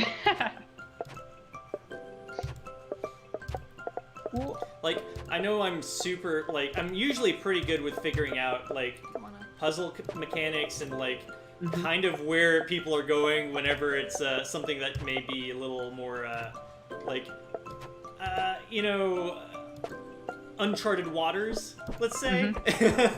But, there's some mechanic things that it takes me a while. It's like, I mean, I don't ever give up, but, like, it can take me a while, you know.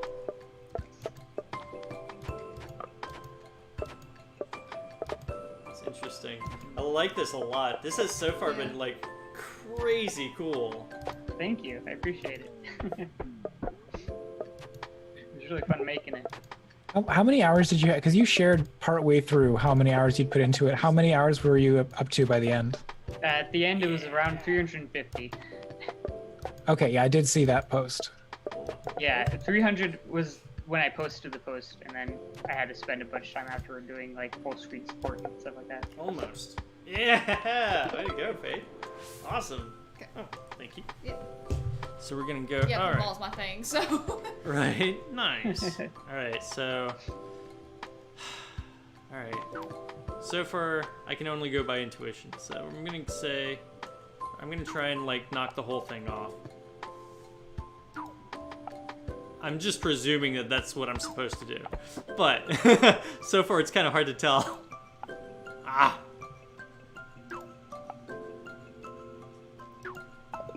If I'm correct, you can also bounce it off the wall if you need to. Oh, I don't know. Maybe. I'm a little worried about that, which is why I haven't done it yet.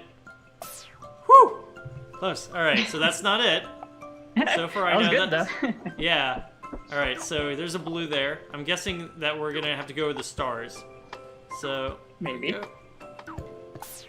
Oh, I didn't see. do it. Okay, I Didn't see. really do it. Or maybe I have to connect all the stars.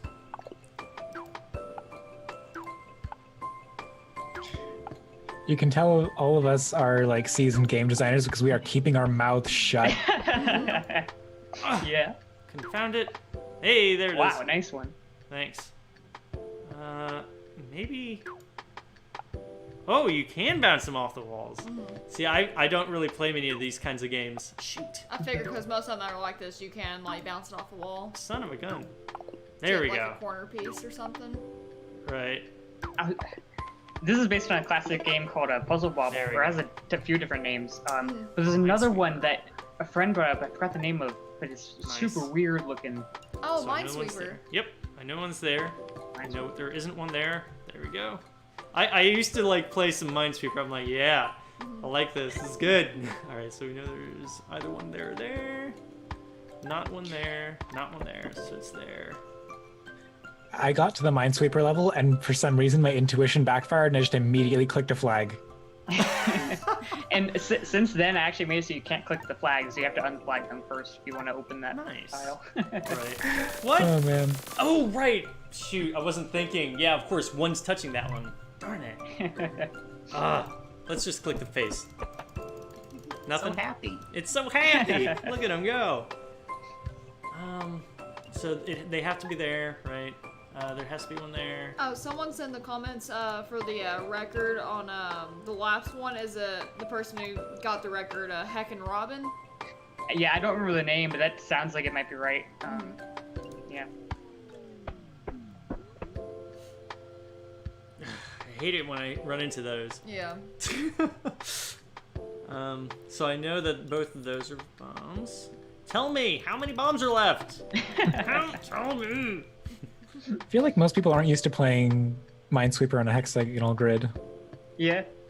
Oh, that's I haven't right. even seen it before. Yeah, it was on Square Grid. I forgot about that. Yeah.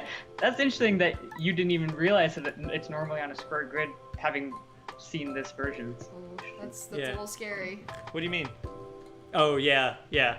Well, we have two. All I know is that, okay, that's a bomb. I know that. This, okay, so that means that this is a bomb. Jeez. Ah!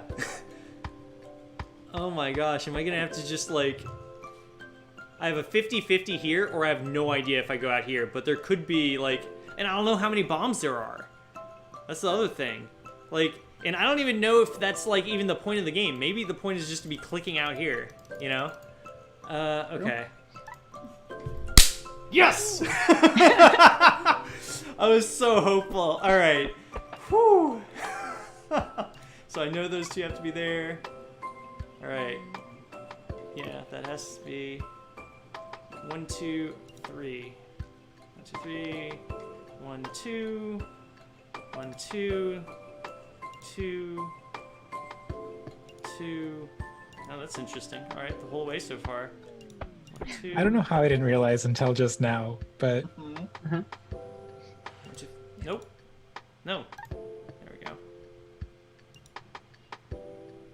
There. Yeah, it's one of those two. Ooh, oh, definitely that one. Nice. All right, and of course we're left with that. Oh, it's a smiley. Awesome. I love it. Aww. Oh, Very okay. good. I don't Thank think you. anyone's ever noticed that before clicking a bomb. That's impressive. That's awesome. But yeah, so I intentionally voted that way so that it, you cannot tell if there's a bomb in either of the places, so you have to click it. Right. That's awesome, dude. I Scribbles. freaking loved that. That was amazing. you. That was too cool. What an you, I appreciate it. experience. And it just closes out. That's great. Oh, Dan, I meant to Yep. say earlier, I like the your characters, like how they were designed and drawn out. Like I really liked the colors and their facial expressions and everything as well. I Thank meant you. to say that earlier. So I appreciate that. Yeah. I had tried making the smiley face being like a motif in the game, like the common factor between all the games. It reflects like your player character, I guess. Just a fun little thing. Yeah, that was a really cool game. Let's see. Next is shoot, I don't even remember. I've already forgotten who's all here. Gabriel. Gabriel. Well, Gabriel, you so- here? Yeah, he's here. Cool. yeah, well, okay, so I made Stroke, but it's kind of a downer. Like, I don't know if we want to end on that one. Okay. I mean, if you guys think that there's I mean, if you want, we can. Let's see. Do we think that? Does anybody know what happened to Drake? Yeah, droqen There it is. sent a message. I don't know if he'll be back in time. He says it might Okay. be a while. Right. Okay. Okay. I We need could to try figure to out find one if we wanted to pick a different, like, handmade Death Labyrinth or something. That's if we wanted So to we can that's still play different. this game Yeah. if you wanted to. yeah. host. How do you get this back to normal? I don't understand. I'm sorry. Zoom is so confusing. Maybe I can do that. Maybe I can do that, and then okay, that's over there. Gallery view, and all right, that's back to normal, and I can just pull up Streamlabs and do Zoom cams. All right, so all right, cool. Yeah, I don't know why it's so complicated. So which game would you guys recommend? If you wanted to share one, if you don't want to end on a downer. I mean, That's all your fault. weirdly we could play Droken's game but talk about mine since I'm here. I mean, if you guys want, yeah, we can do that. And like, I don't think it would be awkward or anything. Do you want to show any? Do you want to show any of Stroke, and then we could finish on Droken's game, maybe? Or Sure. I don't know. It's up to you. This is your. Yeah, we can watch Stroke and play Stroke, and because like trust me, like we've had longer streams. We when we did Princess Castle Quest, that was awesome people. I absolutely love those guys. I think it was 2 hours and a half. Think so, yeah. So It I'm was not a worried about it. lot. If you guys want, we'll do Gabriel's game next, and then we'll even play droqen's game, and you all can chat, and like we'll talk about the game as we go. Everybody can pitch in. Yeah. I might have to get going after my game just because it's getting a little on the late side for me here. Okay. All right. Yeah. It's 9 p.m. here. Shoot. I forgot it's late. I'm a night owl. Yeah. Okay. Sorry, I'm up here for a couple more hours probably. Okay. All right. Sure. We'll play your game. It's fine. It's not a big deal. We'll talk about it. We'll have fun. It's a good game. There you Appreciate go. you saying so. It does have controller support. I made sure to add that. Preferably controller or. You can play with keyboard and mouse or controller. It's totally up to you. It will accept both inputs simultaneously. Okay. Cool. It's not like an action game like mine, so I think it's mostly up to your choice. Oh, Yeah, it's and- basically like it's one of the narrative games in the collection. Right. Is there a way to decrease the volume? You can toggle it off. Okay. You can just press the M key to toggle the music off. Okay. Does your operating system have volume sliders by program? Our viewers we can't see the game. Oh yeah. Okay. Yeah, they can. Okay. Yeah. It's a long delay between the YouTube and Yeah, I forgot about that. yeah. Let's see. We can grab the Zoom cams again, and we can just do that one more time. Hopefully, I can remember this time. And we can put. How was it? How did we even do it? Oh yeah, because I was sharing screen.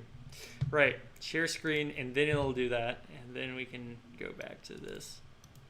We'll put you down here. I don't know if putting you in a place on the screen will mess anything up with the game or not. Any particular place preferable? There's going to be dialogue along the bottom of the screen, Control? Could you Oh, give me yeah. so Thanks. maybe one of the top corners, Okay, sure. which I've actually fixed in an upcoming patch that I'm working on. I'm making it so that you can reduce the size of the text on screen, switch it to a sans serif font, and also a dyslexic accessibility font. Mm-hmm. Interesting. Interesting. It's just. Thank you. Yeah. So we'll have as big of pictures as we can do, and we will have Zoom pop out. We'll have that. I don't know if that's gonna work or not, but we'll have to see. It doesn't look like it. Darn. Oh well. We'll just go to If the you- game. If you unfull screen the game, it might be more cooperative. If you just press F4 to toggle it. Okay. Sure. We will put you over there then. There we go. Cool. Can you help me, please? My mom needs help. Yes, we can help. Can you please tell me what the problem is? Apparently, we're here because of me. We have a huge black screen. Yeah, I know. It'll be back to normal. It's fine. My wife, I think she had a stroke. When? Can you quickly describe what happened? Okay. There have been a few events since this morning that made me think. It's not gone away. And it's because you have it clicked on here. Oh, I see it. Yeah, we have the black box on there. Yep. Yeah, we'll turn that off. There we go. Yep. Much better. There might be something wrong with her short-term memory. Also, yeah, I mean, all right. Well, I'll show you how to work Streamlabs in a bit here later. There might be something wrong with her short-term memory. Oh, I can't really mess with it. There we go. Oh, it's not actually controlling anymore. Can't seem to control it. Oh, there we go. All right. I don't know why it actually did that. I first I noticed. had lost focus. Yeah. When we discussed what we wanted for lunch, a few minutes later, she started asking about it all over again. I told her I was worried and we should go to the hospital just to be safe. I grabbed my son and father-in-law, and we left immediately. A few minutes after we left, she asked me where we were going. Oh God, I reminded her, but she asked me again a few minutes later.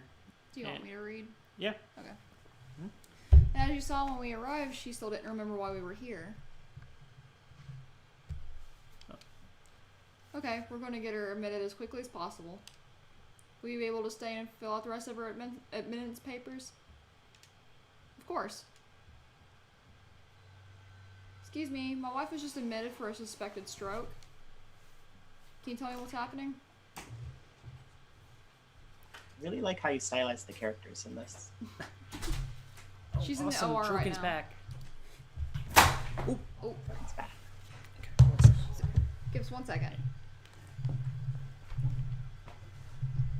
Testing. Hello, Droqen. Oh, hi. Okay, cool. Hello, I'm back. Large. Made it Droqen! just in time. Sorry it took me so long. That's all right, No worries. Droqen. It's good to have you you're here. good. Sorry. Yeah, here you go. Okay. Actually, you can have this. I'm gonna go ahead and let me. You just played my game. We're playing Gabriel's right now, and There you go. we'll play yours afterwards, probably. If you're down. Cool, awesome. Okay, she's in the OR right now. Can I see her? I'm sorry, but you can't go into the OR with her. Please return to the designated waiting area, back the way you came. Okay. Well, if I can't be with Evelyn, I should keep Isaac and Gus company while we wait this out. Ooh. Are you actually controlling them or no? Yeah. Oh, okay. I guess, yeah.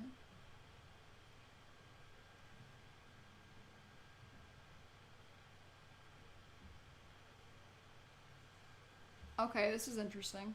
What? I thought it'd be like immediately back to the waiting room. Yeah. Isaac is too young and Gus is too old. I can't let them see me worry. I've got to keep it together for their sake. But honestly, I need them as much as they need me.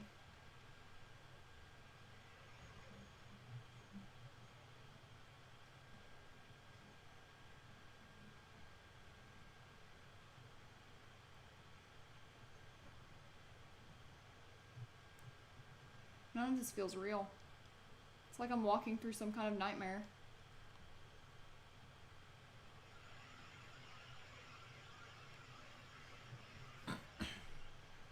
I'm a little skeptical here. Mm-hmm. I also wanted to apologize. I know I started like reading it in a monotone voice. I'm extraordinarily tired. I do QA all day long at work. I'm literally reading all day, and I'm just like starting to get tired. You're My good. apologies.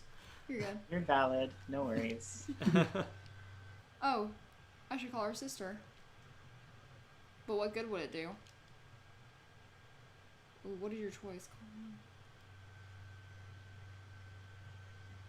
Well, I guess I'll call her. Yeah, I should call her. Either way, she'd want to know. Hello? Hi, Maddie. It's Eric. I've got some bad news.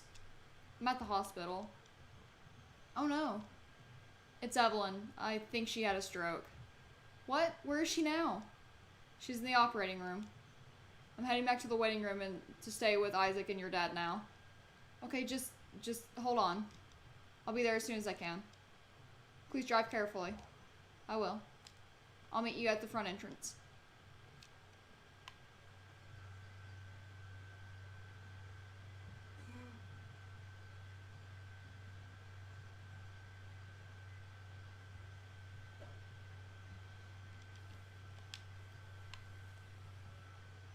So how do I interact? Is there a way to interact with them?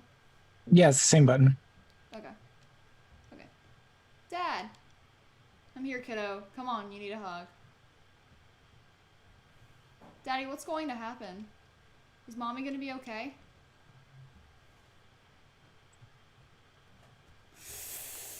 Oh God, that's a hard question. Oh no. Oh, the emotional Yeah, choices you have because to make. you don't want to lie to him at the same time. Like, he's young, and you don't. Oh God. I mean, I know this I was gonna say, typically it's okay to tell someone you don't know something. It's because you grieve together but you work through it together. That's kind of where I stand on it most of the time. If you don't know something, you don't know. You never lie saying yeah we're fine, you know. Right now, I don't know. The doctors are going to do everything that they can for her. The doctors will make her better, right? They have to. We both have to want Mommy to be better with all of our hearts. I do. It's all I want. For Christmas, for my birthday, for all my birthdays. I want Mommy back the way she was. Me too, kiddo. Me too. But until we hear from the doctor, there's one thing you can do. What? Don't be scared. Mommy doesn't want you to be scared. I don't want you to be scared. Whatever happens is going to happen whether or not we're scared. So why bother being scared? I don't know, man. Okay, Daddy. I love you. I love you too. I'm about to get my heart ripped out and stomped on, aren't I? Gosh. Why? Why did God let this happen to my dear Evelyn?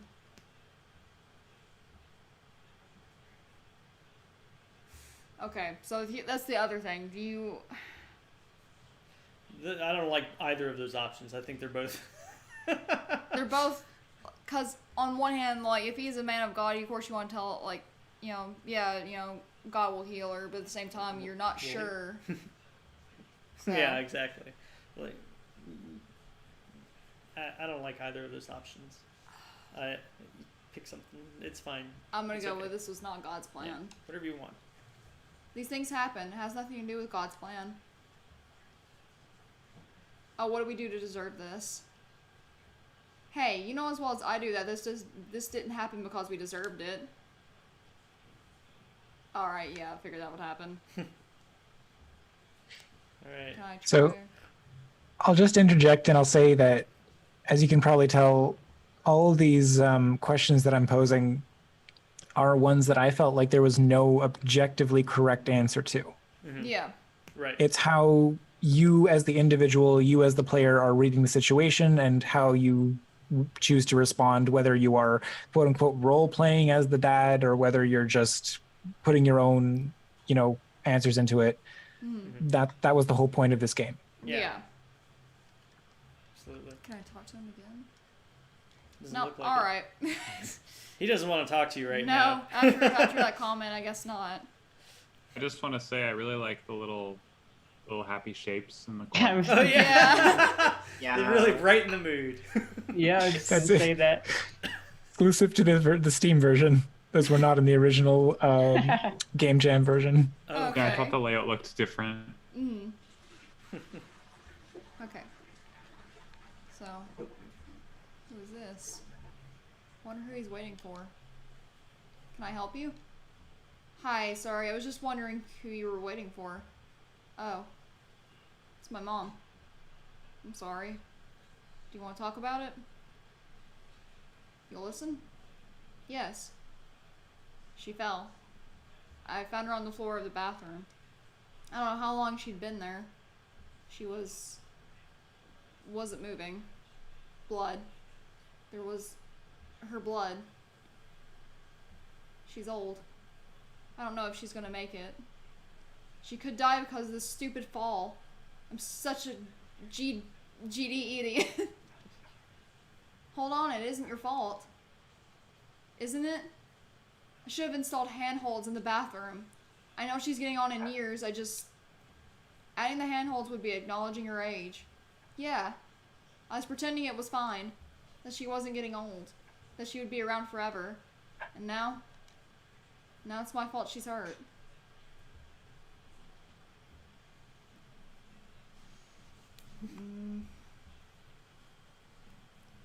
feels right to you, Faith?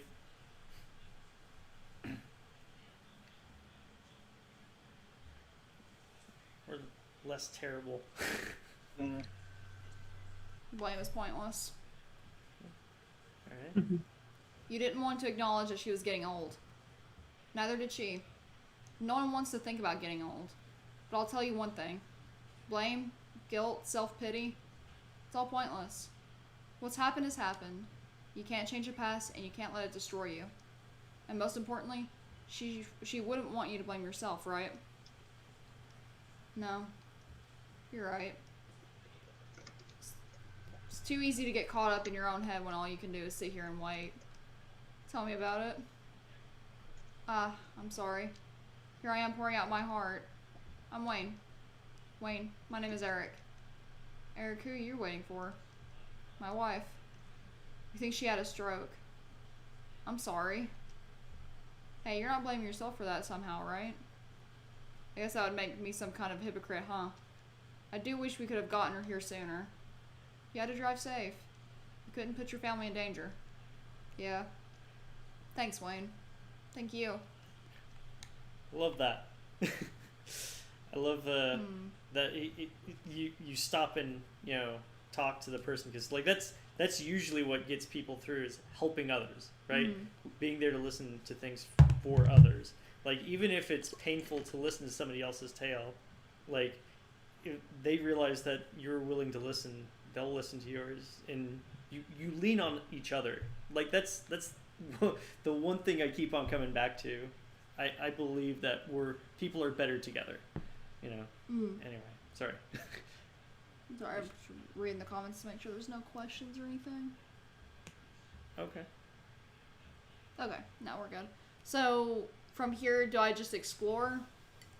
I would go to the front, go out that hallway, because you mentioned that that person was going to come Maddie. meet him up front. Yeah. Okay.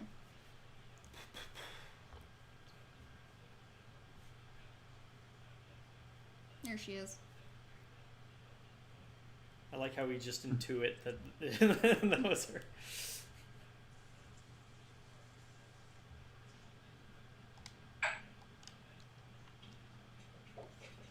Eric, where's Evelyn? Still with the doctors. Oh. So I guess we're just waiting? Yep. Thanks for calling me. You doing okay? About as well as you'd expect. Right. What about Isaac and my dad? I'm not sure if Isaac understands how serious things are, and that's probably for the best. I think he's okay. Your dad's gotten a little, religious. Oh, yeah. It was the same when we lost Mom. He retreats into his faith. I wasn't sure how I felt about it at first. Like, hello, could you please be more present? But I realized prayer is one thing he feels like he can do when he feels otherwise powerless. Brings him comfort. Exactly. Anyways, I'll go keep Dad company so you can keep an eye on Isaac.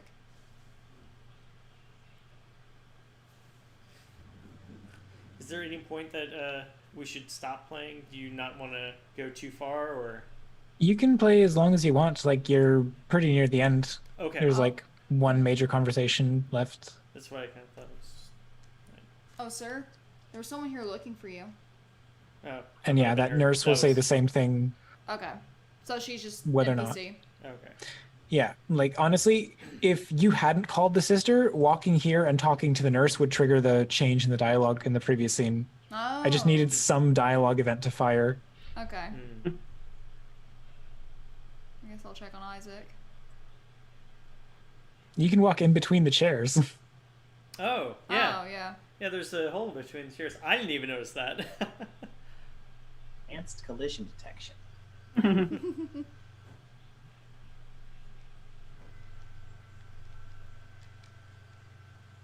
Found something to play. Games on this computer are also weird. I've never heard of them before. That computer might be older than you are. Wow. Why can't hospitals have better games? Well, it's not meant to be an arcade. I'm sorry we couldn't grab your Game Boy before we left. But it was important for us to get Mommy here quickly. I know. I guess this one isn't so bad. Okay. Hope you have fun. Uh-oh. Uh-oh. Pardon me, sir. Yes? Just heard back from the doctors. We expect your wife will make a full recovery. Can we see her? Yes, she's right this way. Please follow me. Thank you. Mom, you're okay. Hi, sweetie. I'm sorry I gave everyone such a scare. I wasn't scared. Daddy told me not to be scared, and I wasn't. Sweetie, it's okay to be concerned when someone you love is in the hospital. Yeah. If you are scared, pretending you aren't scared won't help you feel any better. Mommy is right. I was wrong to just tell you not to be scared. That doesn't help. When you're afraid, that's when you should find someone to talk to, like me or Daddy. We can't always make the fear go away, but we can always try to help you feel better. And that's what I should have done. But really, I was scared. You were scared, Daddy? Yes. I was so busy pretending not to be scared that I didn't do a good job of helping you feel better. I was hoping that if I pretended not to be scared, then you wouldn't be either. I'm sorry, Isaac. That's okay, Daddy. I'm just happy you're better, Mommy. We all are. Thank you, Doctor. Of course. We'll monitor her for a few hours, but we have every reason to believe she'll make a full recovery. Thank God. Why don't y'all go grab something to eat while I rest? I don't want to go. I want to stay with Mommy. Come on, Isaac. We'll find a place with your favorite ice cream. Okay. We'll get some ice cream for you, too. Thanks, sweetie. I'll see you soon. Rest well. We'll be back soon. I will. Enjoy lunch, dinner by now, I guess. Love you. Love you, too. Okay, so I'm assuming I got a good ending? So the ending doesn't change. Yeah, that's what I was thinking. Yeah. Okay. Yeah. Like the choices that you make don't impact the like whether or not the stroke is good or bad or whatever. Like it's just an exploration of how do you feel about your choices. The unique dialogue that you get after making the choices is what's different. And I'll say that whole exchange of like, oh, just don't be scared. It's okay, you know, whether or not whatever happens, just don't be scared because there's no point in being scared. That was the original message that I had in the Game Jam version. And afterwards I was like, I spoke to my mom because she tried out the game and she pointed out, it's like, that's not right. Yeah. Like I immediately, was like, you probably heard me. I was like, ooh. Yeah. Yeah. And that's why I was glad. That's why I was glad when I heard you comment on it. Cause I was like, yeah, after I had that conversation with her, like, cause I phrased it wrong. Yeah. And that was the thing when I wrote the game, like, cause it's not what I meant. So my realization that based on that conversation that I had with my mom, I changed the dialogue for the Steam release. So yeah, I wanted to try to better convey the message and kind of, you know, realistically depict why someone might be saying the wrong things in the intensity of the moment. But then, like, you know, I want to display this as a functional family. I want to show the fact that it's like, you know, parents, you can admit that you're wrong. Like, just talk to your kids and explain, you know, why did you screw up? Like, admit that you are not infallible. Yeah, absolutely. That's I love the heart. Yeah, I love the heart that's in all the characters and the way you write them. Thank you. It was an excellent story, Gabriel, and I for one love it. Yeah, it was a somber story. So yeah, for a long time. I couldn't tell if it was one of those games just like, all right, my heart's gonna get curb stomped here in a moment, or if it's like just at the end like an actual happy ending. I couldn't tell. So that's why I was kind of like on guard a little bit. So the real story was in the dialogue from the get-go. Yeah, and I love that. I love what you touched on because that's a huge thing in all forms of leadership, from parents to companies. Doesn't matter. If you make a mistake, you should be able to tell the people, I messed up. I need your help. You know, you need to have empathy. You need to be able to talk to your people. You need to be able to be, what is it? What's the word? Sympathetic? No, vulnerable. Oh, yeah. You need to be vulnerable. And the thing is that, and that doesn't mean to go around crying all the time. You know, it means that you have to be willing to say the things that you know. Anyway, I went on too long. I'm sorry. It's stuff that I believe in. I'm like, I'm so glad. Like, I love the message. Yeah, that's exactly the kind of like, you know, the time that you were taking, especially with the decision for Isaac of what to say. That's exactly the reason I wanted to make this game. I wanted people to like think this through. Also, just for this to serve as the kind of experience that you can have. Like, this is just a story, but God forbid you might someday be faced with an experience like this, and maybe having something in the back of your head where like you've already kind of made these decisions can help you process it when it's hitting you real time. And that's one of the things that I think that games can do, is share these experiences, because this game was based on a real life experience for me from when I was much younger. So, and you know, the ending is the same. Like the characters are different, and I switched a bunch of other things around to make it function as a game. But you know, I'll say that the reason that things turned out well in the game is because they turned out well in real life. So That's good to hear, though. Yeah. Thank you. With no adverse side effects.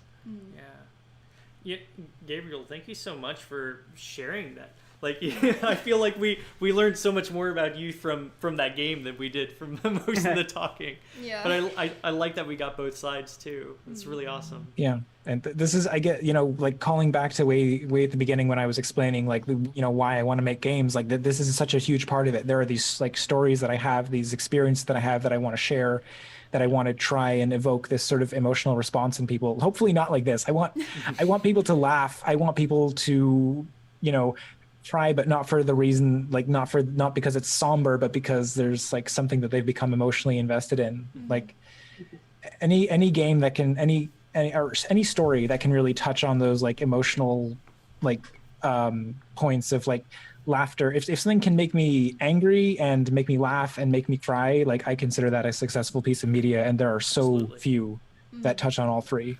I feel you. I'm right there with you. I absolutely agree. I love it when you have, because anytime that you have that's like the basis of truly excellent storytelling, is when you can, well, and I mean it's going to be different because some people are going to connect and some people won't. It depends, right?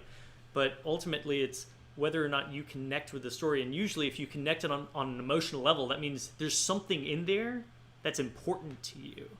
You know, there's something there that's more than just a story. It's a part of you as well. Like, you feel connected with the characters because you see yourself in some part of it. You know somebody that's a part of, you know, there's so much stuff to be said about storytelling, and it's a beautiful thing. It's what I love about games. Anyway. I mean, they say write what you know. That's what I did. Yeah. And there's a thing with being able to create an experience too that you put a person in the middle of. You put them in the shoes of a person making decisions, and you engage with the emotions in a whole different way than you do watching, I guess, it happened to somebody else, like it would in a book, say. The presence and the immediacy of it. I think that, to your point, I totally think that can help people like learn to process and handle things. It's a it's a simulation. It's play. It's a test. It's an experience. It's try to do it in a safe space so that you can learn how to do it when you have to. Yeah. Exactly. I think the way Faith described her emotional experience really felt true to kind of the waiting room experience, which I really liked. Yeah. Okay. Gabriel, thank you so much for being here with us. We really appreciate it. I know you're probably going to get going soon. Yeah, it's a little on the late side. We got an early morning ahead of us. So yeah, thanks so much for playing through the game, playing through all of our games. It's been real great to just hang out and chat with other 10MG members. So I'll definitely catch the end of the stream, I guess, on the archive. But absolutely. Yeah. Thanks a lot. Thanks so much for being here. Absolutely. Just let somebody know, or I guess Torcado know what to, social media links to post in there and everything, and we'll get back with you next time. Do you want to plug them right now, or? Yeah, we can plug them here now too, and we'll work on what to put in the description of the video after. Yeah, feel free to. Sure, I guess. Well, I'm at Bluish-Green Pro because everything that I make online, as you probably saw from the title of the title of the game, is Bluish-Green Productions. That's like all my stuff. So I've got a bunch of stuff on itch.io. You can, if you want to try other games, far less story, far less heavy than this one. Right. But yeah, so you can find me and my works at bluishgreenproductions.com, or you can find me on Twitter at bluishgreenpro. I almost never tweet because I'm bad at the whole Twitter thing. All right. Gabriel, thank you so much. It was good having Thank you. Take care. Likewise. Been great to be here. Bye. Nice Bye. to meet you. Take care. Bye. Likewise. Bye-bye. All right. Awesome. All right. And we have Droqen left. Droqen. Hey. Hey. Hello. I made it back. Yeah, you made it back. We're so glad that you're here because we wanted to end on your game and like see what you had too, because it was really cool of you to show up. You know. Yeah, no, this has been great. I'm enjoying the stream a lot. I played Gabriel's game before, but it was really cool watching it kind of again and hear everyone talk about it. Right. Right. Which game is yours, Droqen? Handmade Death Labyrinth issue 0. Okay. All right. I will launch it. It's hard. Also, it's too long. So this one, if you don't like, I don't want to make this stream go on forever. So I apologize if it's too hard. And yeah. Well, I'm sure it'll be fine. Well, if you can give us like a warning or something, how's that? Like, if it seems to be like we aren't actually getting very far, like you can be like, hey, like it's actually probably going to take X amount of time more, and you can. It does the controller work? Oh, it looks like it does. Cool. Yeah, it does. It does. Nice. All right. Awesome. Dude. All I like how he walks. I know, it is so good. This actually reminds me of some of those other games. What was that game? It's Super something. I can't remember. It was this like pixely game, and he has like this little sword, and I don't remember. He had like a No, oh no, it's not pixely. That's right. we have like we got tearing. yeah, we have like the mouse on screen and all that from earlier. And it's frozen. It is frozen. Yeah, screen's Is the game frozen? The screen's Did you switch frozen on focus? stream. Oh, that's why. Okay, game. There we go. I forgot that we had to switch. I'm so sorry about that. Is it my game's fault? See, no. No. I had I didn't switch the focus of the cameras to be for the game and like the small zoom cam. But anyway, sorry. This is why I hope someday I can have somebody just focus on Streamlabs, because this is just so difficult for I'm me. doing the best I can. Oh no, Sure, no, yeah. it's not your fault. Like you're already focused on this over here. And, anyway, all right, sorry. Hey, this Death Labyrinth is yours to explore. Don't worry about dying. You'll always fall back into the dream. What I'm saying is, I'll bring you back. Okay, cool. Let's go up the stairs. Stop you. Try different tactics until you find something that works. You can do it. Don't you worry. I won't ever give up. I don't really do that. Giving up isn't much. Ah, we got little knives, huh? We got stamina. Alright, what's this? Okay, that's like selection. Alright, what if again? Sleep. Alright. I don't think I've seen that guy all healthy. Yeah, there's a few that you can kind of get if you talk to things a lot. Oh, Nope. I can't even. Is there a way to aim with that? I can't figure out how you. Do I just have to go toward them? Maybe if you I can. you can hold the attack button. Oh, gotcha. Wait, but then how do I like? I still have to like go that direction to aim. Gotcha. So Yeah, I it's just have to like see them instantly and then decide to attack. Got it. Yes, someone described it as a single stick shooter, Ooh. which I like. All right. You know what? Forget it. Forget it. I don't even care. I don't even care. I'm out of here. No. The ideal way to play. Yeah.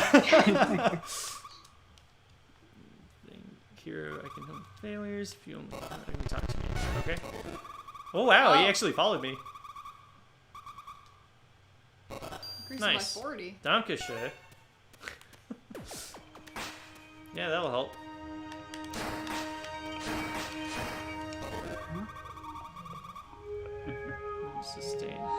What? Golem has fully recovered 0% of damage limit sustained. Huh? Huh. Nani? Guess you can't go that way. I don't know. 0% of damage limit sustained. Okay, Yeah, gotcha. Guess you can't go that way yet. Yeah. Oh. Oh, hello there. He has a torch.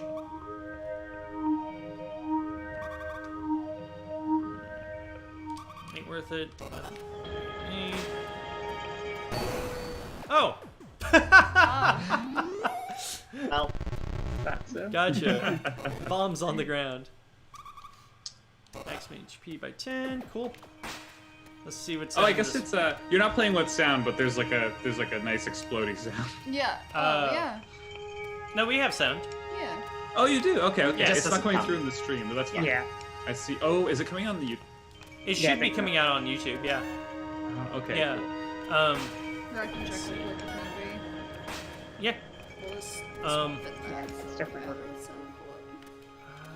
see. Right. I'll just go this way. Kill that. Come on. Die. Yeah. Get out of here. We don't want your kind. Ooh, that was a good throw. No, no, no! How many times do I have to hit you? Just die! I guess I can't kill it. Like, that's all I can guess. Like, maybe I can't kill it. Oh, you can. It just takes forever. Jeez. Yeah. Out of here. Come on. Okay, well, I have 1 HP. Literally 1. I believe in you. You can do it. You do it. You got it. Oh, Well, that's not gonna do it.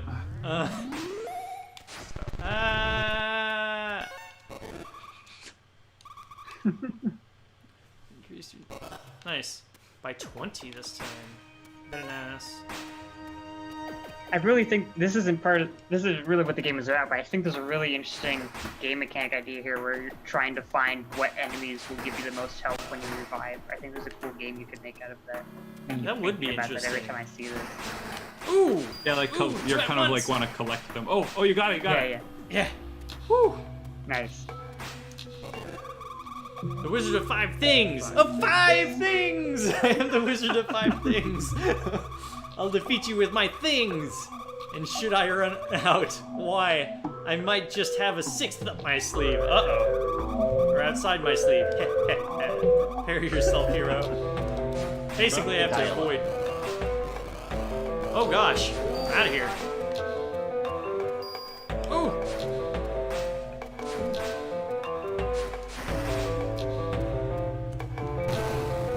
Oh, bombs! Oh gosh. I don't know what that is.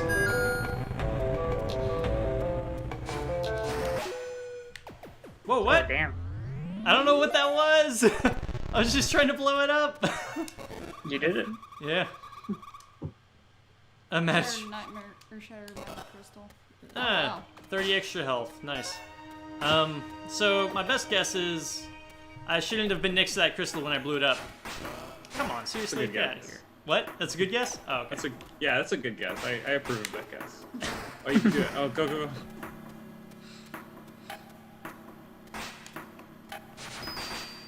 Out of here. That was very. cute. Yeah. Thanks. Again. All right. How about? Oh gosh! Whoa! What? That was way more than last time. They're totally random. So sometimes they just hit the wall, and other times they go flying straight for you. Okay. The little icicles.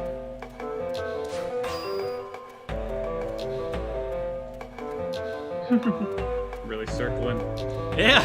Gotta kite that guy. Remember, you want to not be near it when you hit it. Right.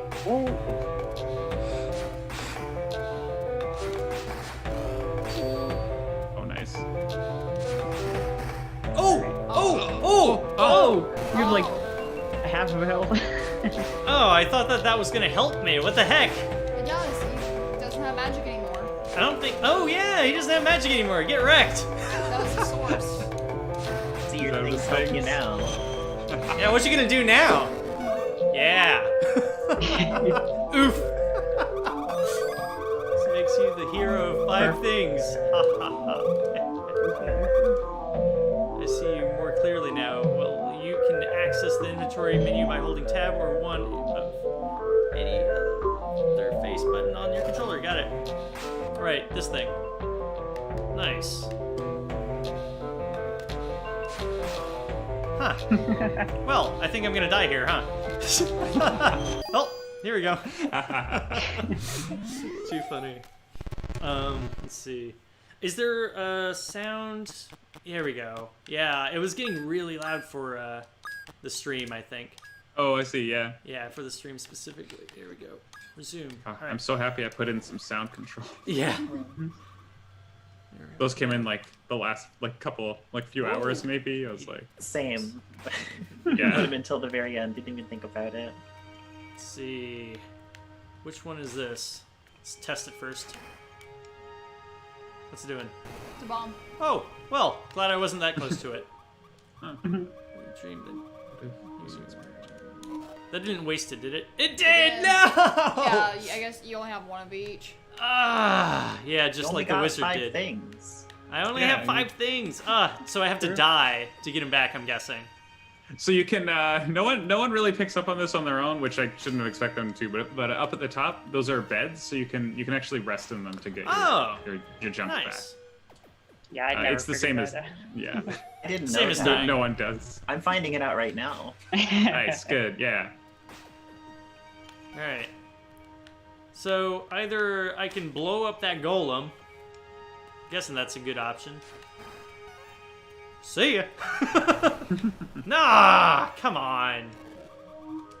78%. 79%. Okay, I see. Alright. Alright. Well, give me back my stuff. Give it back. There we go. Get your stuff back. Give me my stuff. Will I get more health? Only 3 more. Okay, alright. Here we go. Alright, so I need to use this and immediately get this as well. Oh, that is not what I wanted to use. Oh, so close! Very close. Whoa! Well, sleep time. Oh, did you die or sleep? We'll never know. Oh, well. I had like 280 health. I think I'm good. Okay, he has nothing else to say to me. He's like, I don't want none of that. Alright, there we go. Ooh. That's totally gonna do it. Dang. What? Has not fully recovered. Goodbye. Ah, Got him. Watch it. Oh, yeah. Close. That was really close. yeah, it was. Dang. Alright, so Ooh. those will blow up. Ooh. Good catch. I'm guessing that the golem doesn't come back. I'm gonna see, I guess. Uh-huh. We're about to find out. Okay, so golem wasn't one of them. Oh, he Yeah. does. Okay. All right. Next thing is like, what the heck would I be able to use to like avoid like bombs on the ground? Do I just need to blow up the bombs? Question mark. Will this blow up? Whoop. Torch. Light this grim place. I'll give it to torch if. Wait, what? If what? Say that again. It was. I'll give you a torch if you defeat another wizard. Huh. Intriguing. Blow up How that about you hole. just get out of my way? On the left, blow up that hole. Blow up Try blowing it up. hole. On the left. Okay, gotcha. All right, here we go. All right. No, you see what I'm talking about? No, I don't really see a hole, but Go over more to the left. I mean, See this that is a passage? huge explosion, so it's fine. It'll get whatever's there. There we go. Yep, does not blow up the other bombs. Oh, okay, so I can get here though. Interesting. I can get over Yeah, here. that's what I was talking about. Yeah, but I don't know what that is. It's not. Murdering myself. Oh my god. Rip. I don't know what to do. You didn't die though. Oh, whoa, what? Still got a lot of health. No kidding. Here we go. Now I'm dead. That works. They're getting dead. Maybe I'll get some more health this way. It's probably better. It's better this way. Aww.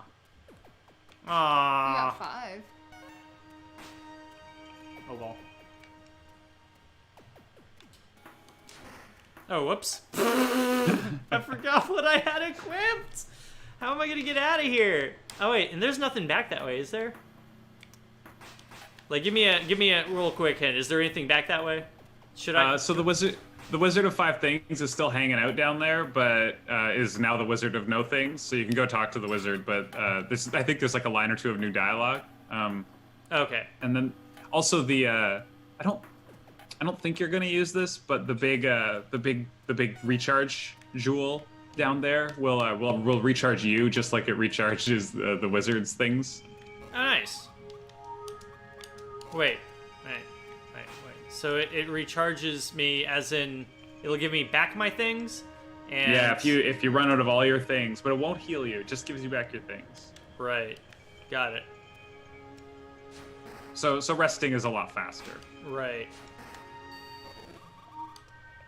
Oh, Son it of a didn't gun! work. What the heck? Oh, very good. There. Goodbye. Goodbye. That's kind of the voice I hear it speaking into. Oh, so you can actually just get around those. Easy. Easy. Too easy. Oh, shoot. I don't have a weapon equipped. Oh, no. No! Stop it! Stop it. Alright. Alright. Stupid cockroaches. Darn it. Oh, that kind of like just woke it up, I guess, huh? Noticed that I was thrown at it. Or maybe it just like notices the item. Oh, shoot! Way more than I thought.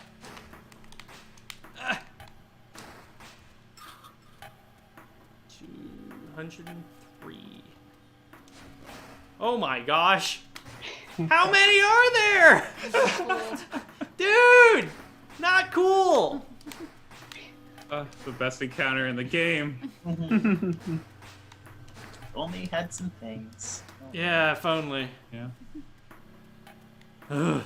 I have 104 HP left. Cool. You fell for his trap card. Yeah, no kidding.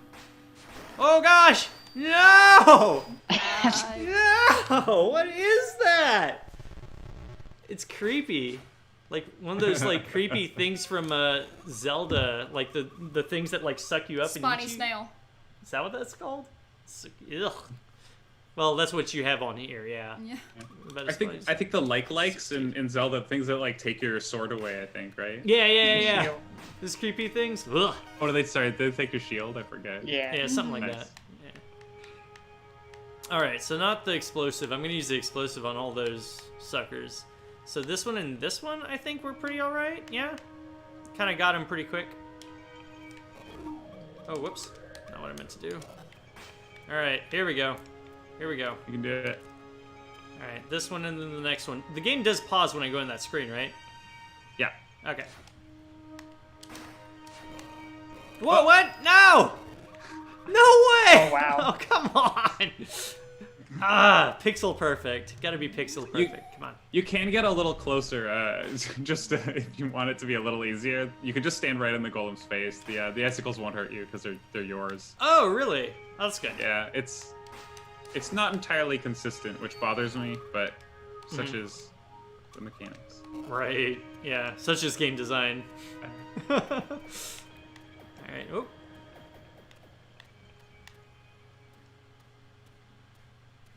Getting out of here. Equip your weapon. Ah, yes. Thank you. All I right. was wondering if you'd remember. Thank you for reminding him. Thank you. We'd be here all night. All right, here we go. Ah. Ha. Ha. Got him. All right. Oh gosh, no! All right, well, I only lost a tiny bit of health. Now comes the time for the big guns. You have to. I think that'll get him. Was it gonna catch him? Oh my gosh, you've No. got to be You had to get it, kidding yeah. Oh me. no. There we go. That should do it, right? What? That doesn't kill them? What in the world? Do you guys like that stuff or something? What's going on? Oh no. Oh. Wow, this is boy. this is Oh boy. this is not good. Oh boy. Droqen did say it was hard. I did. You know what? Oh, you got it. Oh. This I stuff don't will wanna hurt you. Yeah, well. Ugh. 67. Rip. That's right. I forgot about that uh-oh. guy. Son of a gun. Yeah. Alright. Forget about. This guy again. Spiny tail again? Alright, 30 more. Sick. Thanks, dog. You're a real Thanks, bro. dog. You're a real bro. Let's see. I did these two last time. Those were pretty handy. I don't know. I don't even know what this one does. Tell us about it. Does a lot of damage, but not quite enough to kill the golem. Maybe I'll hold on to it then. It's an Alright. It also, interesting choice here. Yeah, I wish that this was like a little bit less of a like such a restrictive bottleneck, but I kind of like that you have to make a choice about what to lose. No, Oh, totally. hey, what the heck? What? Wow. Oh yeah, someone in Whoa! the comments did say that the blue is blue. That blue can solo, but it's RNG. Okay. Yeah. Yeah, I didn't want to say Yeah. anything though because I was wanting to see if you It seems like the because like I've noticed that like all of the daggers that come out of it, like they're going all over the place. Like it seemed like it's kind of depends on where you hit him, how it bounces off the walls, and if they would actually hit him or not. So that's interesting. Okay, yeah, definitely RNG. Oh yeah, I can tell you some pro snail strats if you want. I think Snail they're kind of strats. cool.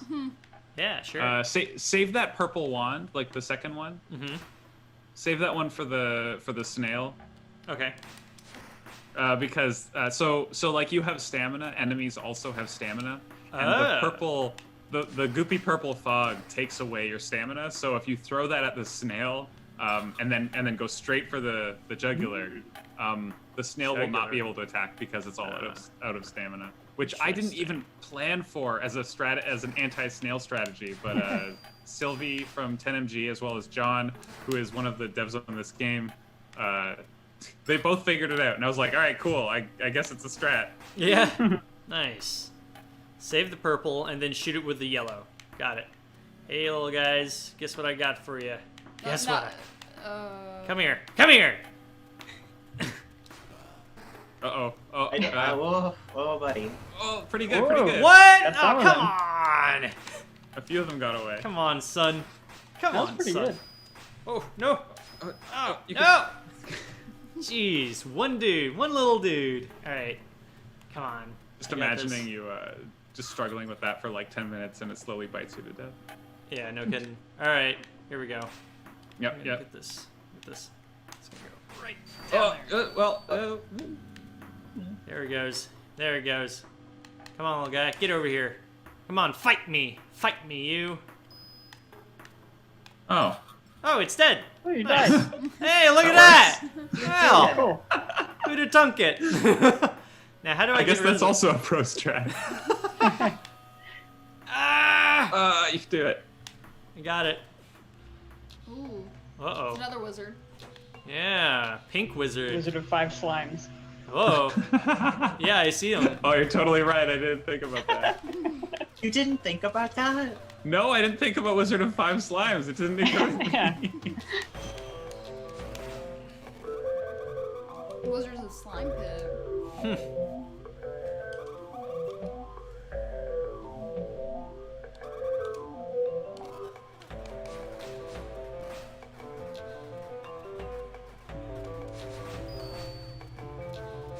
Are they actually doing damage to me? I don't even think they're doing damage to me.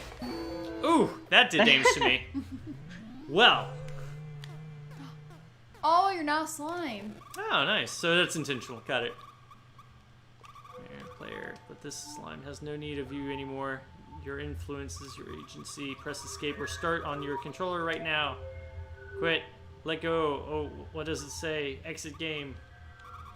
You're still here, aren't you? Well, it might take some time for you to accept your fate. That's fine.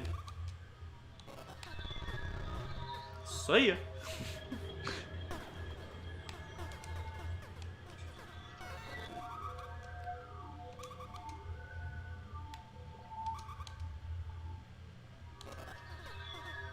No, So no. there's 6 lines. He has quite Oh, a you few. can talk to him. Hey, what's up, dog? The snail is silent, but its eye stalks follow you carefully. It seems content. Very nice. So can you talk to that one? Up Yeah, let's go talk to Mr. Cockroach. What a intrusion of cockroaches. This shifting mass of cockroaches are crawling all over each other, little legs on little shells. Alright, yeah, this is a little longer than 10 minutes. Yeah, sorry. That's alright. Sorry, there are, seem preoccupied. I think some of them take a little more, some of them are a little less. I Right. think if you 100%ed ours, I think it would take you half an hour about. Mm-hmm. I think, yeah. So, not half an hour, a couple hours, I think. No! Oh, No, it's true. Ah. Aw. and made it eat. Labyrinth. Whoever you talk to You're the yelling golem with as the well. slimes. No. I love it. That's great. Yeah, I was wondering if you could also talk to the golem as well. So, is You there can, another? and at the end of the credits. Oh, you can. okay. Oh, okay. So that's Yeah. another If you- if thing. you- Like, was there another? I'm guessing. Are there other endings? Like, can you actually do other stuff, or did you intend for it to be this way? Or So like high concept. I really wanted you to think that there was more, and for you to feel kind of like the loss of that, and to kind of play with the player's agency that way. And Right. and then when people ask me that question, I don't know whether to answer them honestly or be like a weird jerk about it. but yeah, I don't know. What if there was? Part of it is like, oh wait, also talk to my favorite line of dialogue. Go back and just talk to the rightmost cockroach. All these sure. other cockroaches just have like neutral stuff, and I just find this one really funny. This little insect is hissing at you. Well, you can't please everyone. And like it. all the other monsters, they're just pretty chill. They're like, yeah, you know, I'm just watching you, or like I'm happy and cozy over here, and just that one doesn't like you. Yeah, that's super cool though. Yeah, I really love that. Like, I kind of felt that because I was like, there was no way through the other door, No. and there was like, and the other guy was just like, yeah, if you defeat the other wizards, I'll give you my torch. And I'm like, I didn't see. I saw one other wizard, and that was it. And like, how would you even get to a third or a. And I was like, he intended it to be this way. This is interesting. I like that. I liked it a lot. It was pretty funny. Yep. Anyway, Slimes can't dream. Slimes can't Yeah, that was super cool. Guys, awesome. Let me just go back to Zoom. I'll click the button. And made to it back at this. Labyrinth. Yeah, I actually thought it was longer. Like, I literally thought that it was going to be a much longer game because I was expecting all that other stuff, and I was like, oh, here it is. That's where it ends. Oh, so someone just said that the torch burns the vines. What's that? I think that's a Torch burns the Spelunky vines. reference. Oh, it's a Spelunky Oh, reference? okay. That's my guess. I've put in like 130 hours in that game in the past couple weeks. I've been doing nothing but playing Spelunky. Too funny. Guys, thank you so much for joining us. This was really awesome. Yeah. Thanks so Yeah. much for Of course. having us. Yeah, This Yeah. was Great. Yeah, absolutely. Hey, just stay on for after the stream, and we'll do our ending remarks. Everyone online, thank you so much for watching.